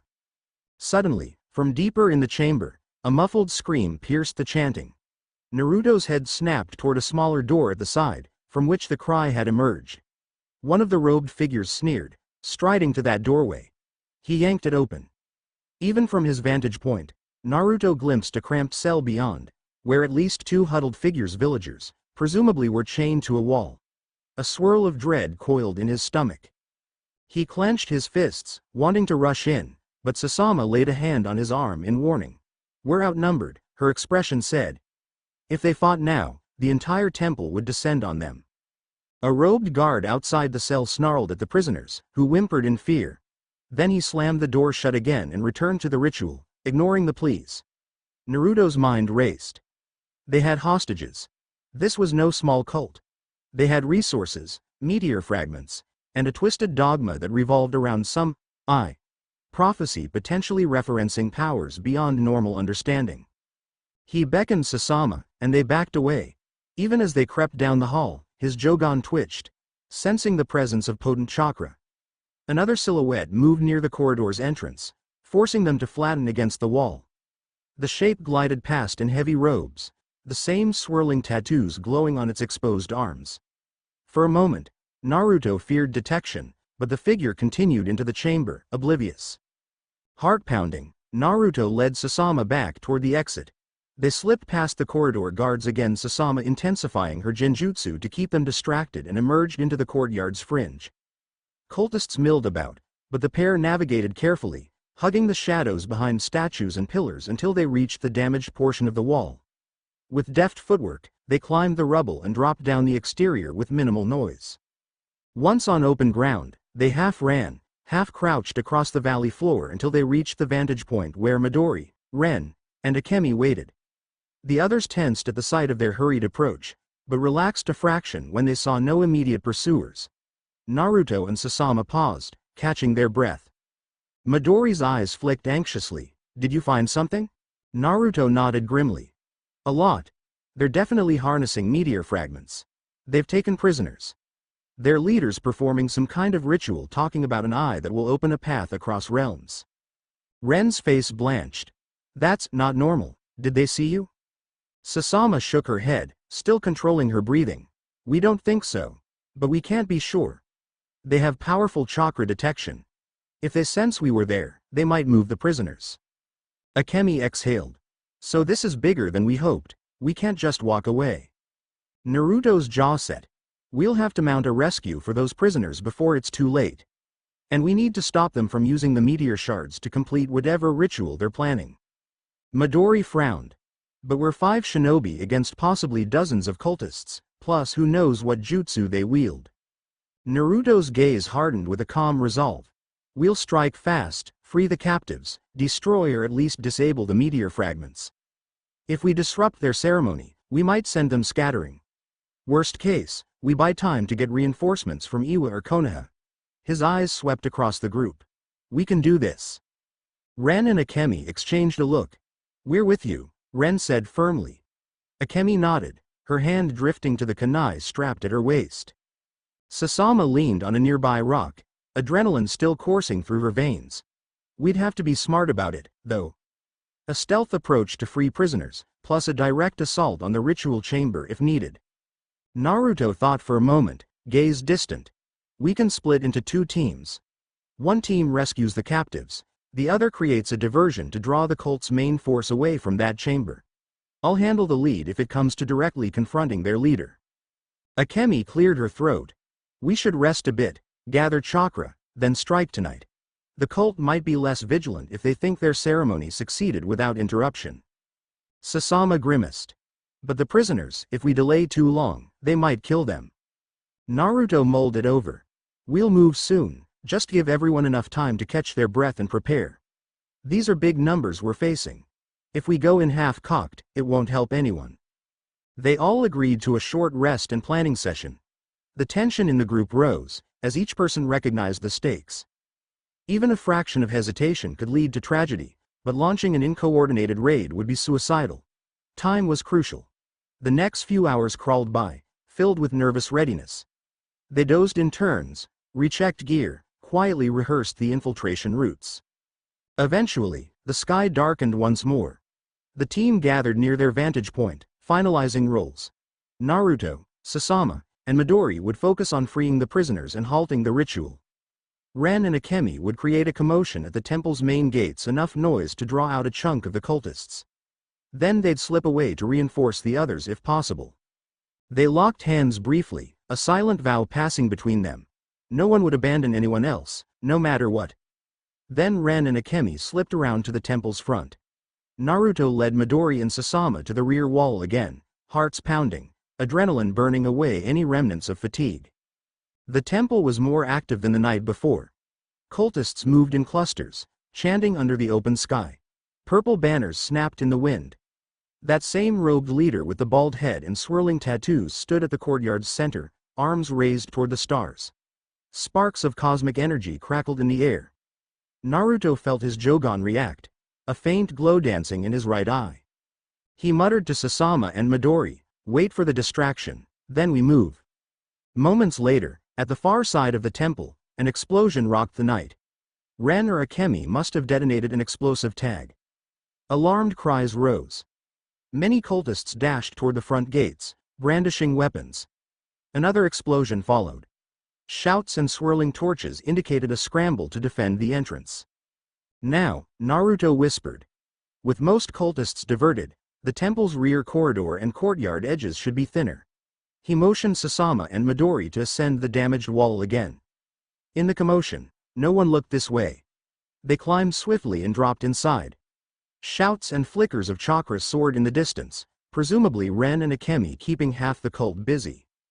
Naruto led the way toward the corridor they'd scouted before. They moved like shadows, eyes scanning.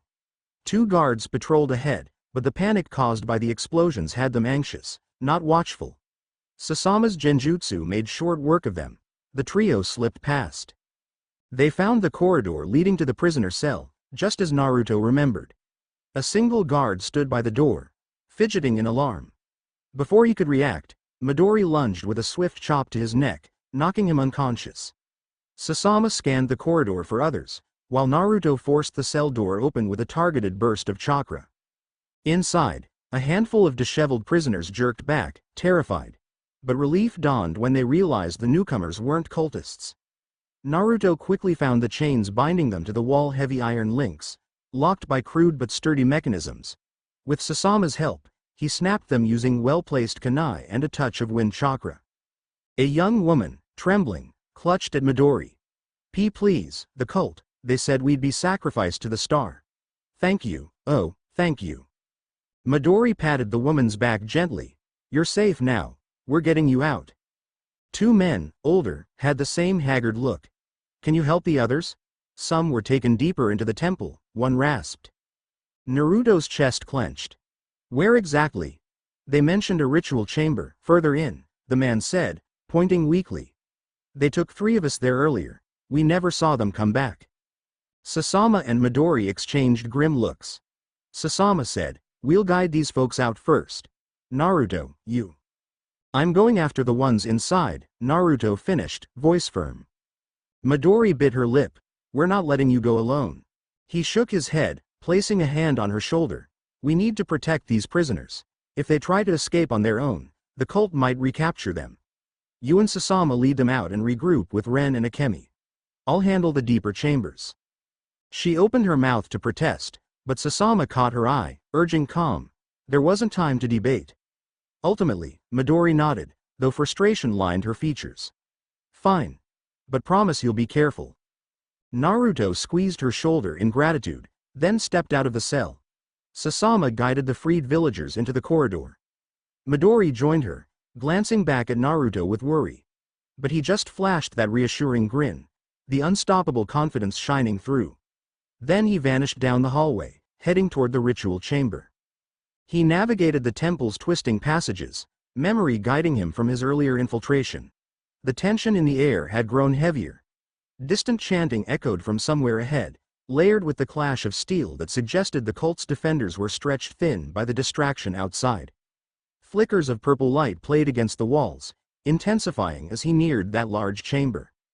Finally, he slipped through a half-collapsed archway, emerging onto a balcony that overlooked what appeared to be the temple's main sanctum. Torches and braziers lit the space, revealing a wide floor decorated with spiral patterns. At the center stood a stone dais, upon which the robed leader stood, bald head gleaming, tattoos pulsing with an eerie luminescence. Kneeling around him were at least 10 more cultists, forming a ring. And behind them, on raised platforms, shadowy shapes of more robed followers chanting a low, throbbing mantra. On the dais, an unsettling sight. 3 bound captives, presumably from the local villages. 2 older men and a younger woman, forced to their knees, fear etched on their faces. The cult leader circled them like a predator, intoning about the star's gift and the eye's arrival. A swirling purple aura flickered above, forming a vortex that twisted the air in an unnatural spiral. Naruto's jaw clenched. He couldn't wait for reinforcements. These people could die at any second. He scanned the chamber. Dozens of cultists overall, perhaps 30 or more. Taking them all head-on would be risky even for him. But he saw a potential advantage in the environment. Towering statues, pillars, and elevated balconies that might provide cover or vantage points. If he could cause enough chaos quickly, he might rescue the captives before the cult rallied. He dropped silently from the balcony onto one of the giant statues that ringed the sanctum, perched behind its stone head. The chanting rose, the cult leader raising his arms. Purple lightning crackled along the dais. One prisoner cried out, a lash of energy dancing across his back. No more waiting, Naruto decided. Focusing, he formed a Rasengan in one hand, wind chakra swirling around it, and launched himself off the statue. The motion was so swift that the robed cultists noticed too late. He struck the floor with a concussive burst, aiming the Rasengan into the stone just in front of the ring of kneeling cultists. The explosion of wind and chakra blasted outward, flinging cultists in all directions. Shouts and shrieks filled the chamber. Dust and debris swirled, momentarily obscuring everything. Naruto surged forward through the chaos. He reached the dais where the 3 prisoners cowered. With a quick slash of a kunai, he cut their bindings. "Run," he barked. "I'll cover you." Trembling, they stumbled to their feet, eyes wide. But the cult leader recovered faster than the underlings, focusing that swirling tattoo power. "You dare defile the sacred ground?" he roared, voice echoing with an unnatural timbre. Purple-black energy crackled around his arms. "Do you realize the eye's prophecy cannot be stopped?" Naruto flung a wave of wind chakra to keep the leader at bay. "Your prophecy ends here," he shot back, voice laced with fierce determination. "No more innocents will die for your twisted beliefs." But the leader only laughed, stepping through the wind as if it were a breeze. "The star's power strengthens me. And you wield an eye of your own, do you not?" His gaze locked onto Naruto's faintly glowing right eye. A vicious grin spread across his features. "Yes, the rumor of a devouran eye that presages cosmic rebirth. How fitting you stand in my path." Naruto's blood chilled. Did this cult truly have knowledge of the Jougan? Or was it conflating him with some cosmic legend? Either way, the man's power was no idle boast. The swirl of energy around him intensified, forming arcs of crackling chakra that danced across the dais. Elsewhere in the chamber, cultists scrambled to regroup. Some flung projectiles at the fleeing prisoners. Naruto quickly interposed himself, weaving a short series of hand seals. Wind style. Gale shield. A compressed wall of air deflected the thrown daggers, buying the captives a chance to duck behind a pillar. More cultists drew curved blades, rushing forward with wild fervor. Naruto clenched his fists. He had to keep them off the prisoners while fending off the leader. Summoning a portion of the Nine Tails chakra was an option. He'd learned to tap into that reservoir at will, but it might blow apart half the temple if he wasn't careful. And with hostages still inside, he had to maintain control. The first wave of cultists attacked. Naruto spun, unleashing precise, brutal strikes, elbows, kicks, palm thrusts, knocking them aside in a flurry of motion. Each blow was measured, enough to incapacitate without lethal overkill. Yet more kept coming, chanting and swinging weapons. A savage slash cut across Naruto's cloak, nearly drawing blood. He retaliated with a burst of wind chakra, sending the assailant flying into a statue with a sickening thud. In the confusion, the leader channeled his meteor-infused energy into the swirling vortex overhead. The entire sanctum trembled as purple arcs of lightning forked across the ceiling. One struck a statue, shattering its arm. Fragments rained down, forcing Naruto to roll aside.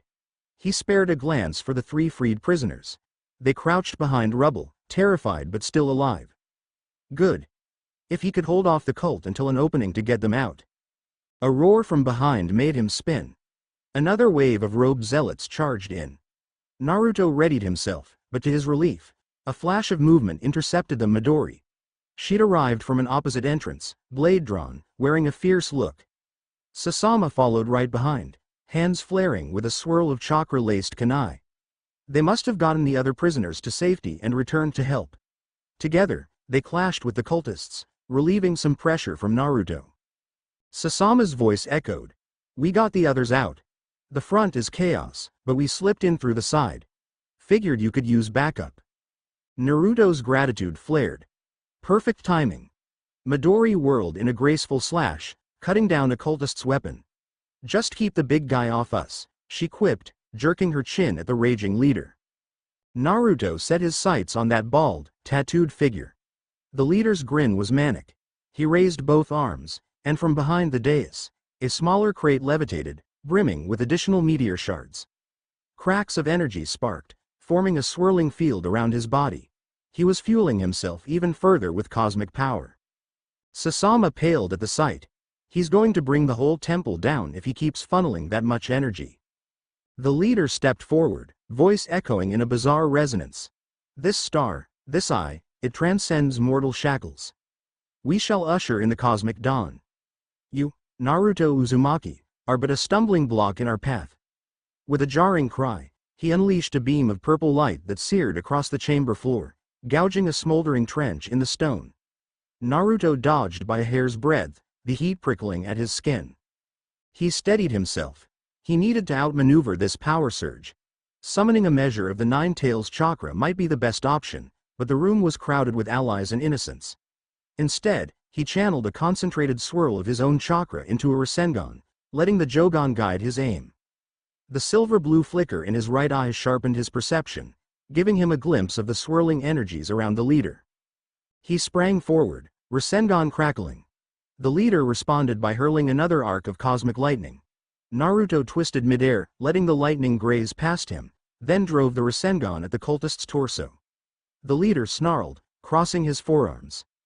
A barrier of purple light formed momentarily, absorbing the brunt of the blow. The impact shook the dais, splintering the stone, but the leader wasn't fully knocked back. He coughed, staggering, but still stood. Naruto clenched his teeth. This guy was tough, fueled by the meteor's energy. He stepped back, gathering chakra for a second strike. In the corner of his vision, he saw Midori and Sasama battling smaller groups of cultists, pushing them back from the prisoners. The swirl of chaos and chanting grew louder as the vortex above crackled ominously. The leader's laughter rang out.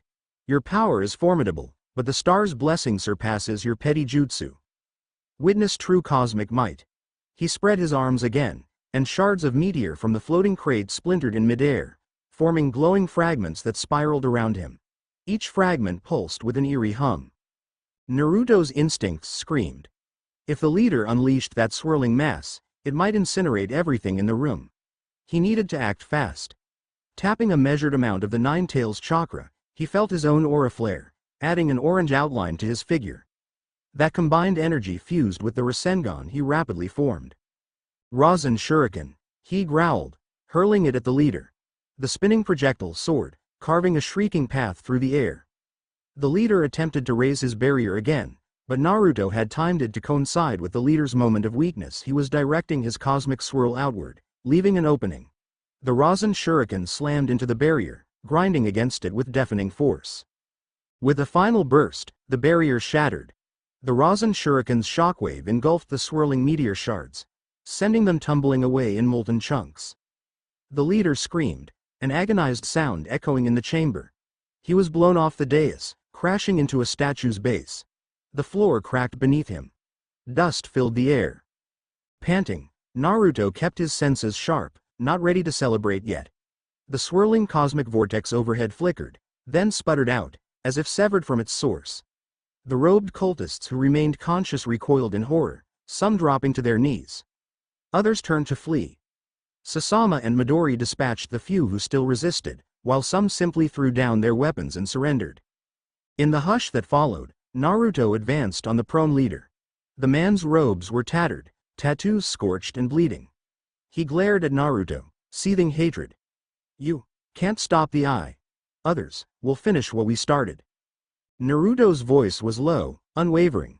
If they try, I'll be there. He looked down at the battered man. Where do you keep the rest of the meteor shards? The leader spat blood, refusing to answer. Naruto sensed the swirl of malevolent chakra building in the man's chest. He recognized the pattern. A self-destructive seal not unlike the infiltration squads from Iwa, maybe a different variant, but the intention was the same. Quickly, Naruto pressed a hand to the cultist's chest, channeling a wave of chakra to disrupt it. The Jougan's heightened vision guided him, letting him see the seal's lines. But the cultist fought back with every shred of will, determination etched in his contorted face. Better to die than let you profane the star's gift, he rasped, forcing the seal to ignite. The lines glowed red-hot beneath Naruto's palm. Naruto poured more power in, sweat beading on his forehead. Don't you dare, he growled, as if by sheer will he could snuff it out. Slowly, he felt the seal unravel under his guided chakra, thread by thread. The cult leader screamed, veins bulging in his neck and temples.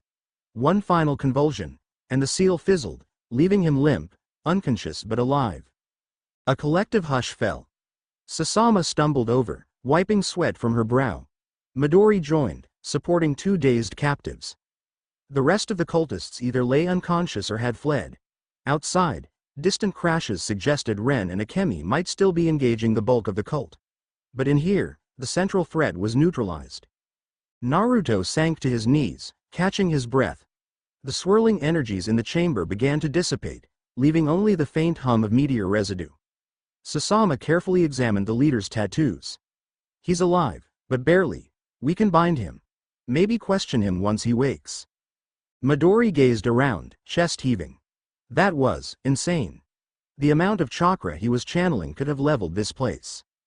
Naruto nodded, grim. We need to secure the meteor shards. Let's find them all, destroy or seal them. He stood, looking at the battered dais and the crate of shards, now scattered in lumps of dull rock. Some pieces still glowed faintly, but nowhere near as bright. Maybe the violent disruption of the ritual dampened their power. They gathered the shards, wrapping them in cloth to prevent direct contact. Sasama used some sealing tags to contain the energy. Meanwhile, Midori led the rescued prisoners to a safer corner of the chamber. Naruto hoisted the unconscious leader onto the dais, binding him with special wire. The man's breathing was shallow, but stable enough. A few minutes later, distant shouts signaled the arrival of Ren and Akemi. They staggered into the chamber with minor injuries, though triumphant. Most of the cultists outside have scattered, Ren reported. A few surrendered. We took them prisoner. He saw the battered leader. I guess you handled the big one. Akemi noticed the crater-like scorch on the dais. Must have been quite a fight. Naruto's gaze swept across the temple, heartsick at the destruction and the terror these people had caused. We'll get as many of these survivors out of here. Then we'll collapse this temple if we have to, so no one else can use it. Ren and Akemi nodded, helping gather the scattered captives. Those who'd been forced to remain in the temple corridors emerged, trembling. Some cultists who surrendered were stripped of their weapons, hands bound. The leader remained unconscious, locked in special bindings. Outside, the night sky glowed with the light of a new dawn creeping over the horizon. They spent the next hour evacuating civilians and searching for anyone trapped. Sasama found a half-collapsed corridor with more cells, freeing a few more villagers. Midori discovered a small library room with cult writing scrolls describing the star's power, references to ancient cosmic beings, repeated mentions of the Eye of Realms. Naruto shivered at the mention, uncertain if it correlated to his Jougan or was something else entirely. By dawn, the group guided the rescued people to a safe clearing outside. Exhaustion weighed heavily, but relief tempered it. The cult's main hold on this temple was broken. The robed fanatics either lay unconscious, wounded, or had fled. Ren proposed sealing the temple's main entrances with earth-style to prevent the site from being reoccupied. Everyone agreed. Naruto stood at the edge of the clearing, watching the rising sun gild the horizon. Sasama, battered but unbowed, stepped beside him. We saved a lot of lives, she murmured. And we might have ended a major threat. He nodded, scanning the faces of the freed villagers. Some clung to each other, crying tears of relief. Others offered shaky thanks to the shinobi who'd risked their lives. "We did what we had to," Naruto said softly. Midori approached, carrying a sealed sack of meteor shards. She set it down carefully, eyes reflecting the flicker of dormant cosmic energy within. "We can't leave these lying around," she said. "If someone else tries to harness them." Naruto reached for the sack, his hand tingling at the closeness of the meteor fragments. "I'll take them to Iwa or Konoha, whichever is safer. We'll consult Kurotsuchi, see if there's a secure way to store or destroy them. Or maybe the land of bears has a safe method to neutralize them." He didn't mention the uneasy feeling that something about these shards resonated with his Jougan, though he suspected Sasama might have noticed his reaction. Ren joined them, wiping blood from a shallow cut on his cheek. "We should decide soon how to handle the cult leader. He might have more information about their long-term plans." Sasama frowned. Given how fanatical he is, interrogation won't be easy, but maybe someone with strong sealing jutsu can pry out the truth. It's possible the cult is bigger than this one temple. Naruto's gaze hardened. "We'll make him talk. Too many innocents almost died." He paused, scanning the exhausted group. "But let's get everyone back to the nearest settlement for medical care first. I don't want these folks in danger if more cultists regroup." They organized an escort for the rescued villagers. Even the cultists who surrendered or were incapacitated were taken under guard, though they had limited manpower. Naruto resolved to send a message hawk to Iwa for reinforcements, explaining the situation. Hopefully, Kurotsuchi could dispatch a team or coordinate with Konoha. The ragged procession moved slowly through the valley. Some villagers were too weak to walk far, so the shinobi supported them. One older woman, trembling with relief, clung to Sasama's arm. A young man carried his injured sister on his back. Now and then, a robed fanatic bound and stumbling would mutter about the star's wrath, but quickly fell silent under the cold glares of the shinobi. It took most of the day to reach a larger settlement, one that featured an old inn and a few outlying farms. The villagers there, though wary at first, recognized some of the rescued people and rushed to help. Makeshift tents were set up for healing, and local herbalists provided what aid they could. Naruto's squad found a corner of the dusty courtyard to catch their breath. Midori flopped down against a wooden post, cradling the meteor shard sack protectively. Sasama sat beside her, massaging sore shoulders. Ren and Akemi huddled with the settlement's headman, explaining the events. Naruto lingered near the robed leader, who lay unconscious on a straw mat, wrists and ankles bound in triple-layered wire. He was stable for now, but the swirl of tattoos on his arms still gave Naruto an uneasy feeling. A short while later, Ren approached with a jar of water, which Naruto sipped gratefully. "The villagers are sending a messenger to the nearest outpost," Ren reported. "They'll spread word that the cult was taken down.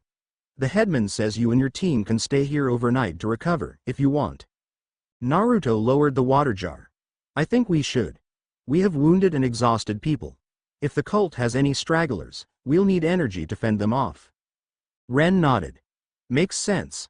I also think we should consider how to get word to Iwa. We're out of normal range for quick hawk relays, but there might be a route we can send a messenger." Naruto remembered the older man who had come to Iwa with the initial warning. Perhaps the land of bears had lines of communication established. "If possible, yes, we'll do that.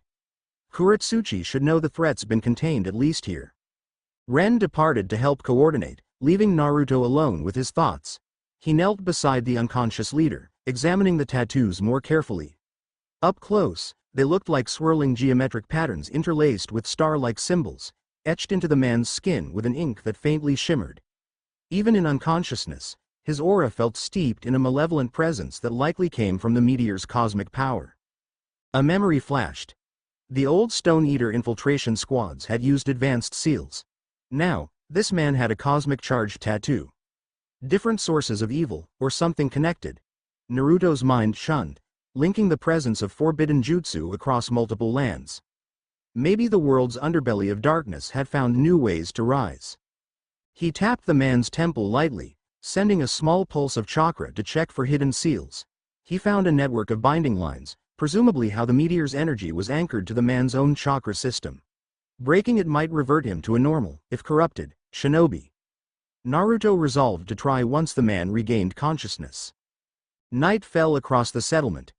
The team set up a minimal camp in the courtyard, near a stable. The villagers offered them simple meals of boiled grains and root vegetables. Grateful for the respite, everyone ate in silence, too weary for chatter. Midori, Sasama, Ren, and Akemi each wore bandages or showed signs of bruising. They'd all fought fiercely. After dinner, Sasama rummaged through her pack, producing a battered scroll. "I saved these cult notes from the temple's library," she said quietly. "Thought maybe you'd want to look them over, Naruto." He unfolded the parchment. The script was archaic, referencing cosmic cycles and an impending cosmic alignment that would bridge realms. Repeated mentions of the eye, the star's vessel, and a prophecy about the devouring gaze that will rend the veil. Naruto frowned, scanning the lines. It was half madness, half ominous threat. Some lines suggested they believed the eye was already in the world, preparing it for ascension. He glanced at Sasama. "I can't be sure if this directly references my Jougan or if it's just some myth. But they seem convinced a special eye is key to unlocking power from beyond." Sasama nodded, brow knitted. "You think they might have learned of your existence? Maybe from rumor or scattered old texts about the war? You did have a unique track record of defeating powerful foes, people talk." He sighed. "Possibly, but let's not jump to conclusions." Then he rubbed his temple, feeling the day's exhaustion. "We'll rest, question the leader tomorrow. If you won't talk, we'll see if you or Konoha can handle advanced interrogation. Either way, we've cut off a major threat." In a dim corner, Midori placed her hand gently on Naruto's arm, drawing his attention. "You okay? You look disturbed." He managed a tight smile. "Just tired, and yeah, I won't lie, there's a lot on my mind. First the Stone Eaters, now this cosmic cult. Feels like the world isn't letting up." She stroked his shoulder, voice soft. "Just remember you're not alone. We'll handle it together." He closed his eyes briefly in gratitude. Then he patted her hand. "Thanks." They settled in for the night. Sasama and Akemi arranged watch rotations with Ren. Villagers in the settlement patrolled with torches, ready to ring alarms if any cult stragglers appeared. Naruto dozed on a makeshift bed of straw, mind swirling with images of swirling cosmic tattoos and unstoppable eyes. Sleep didn't come easily.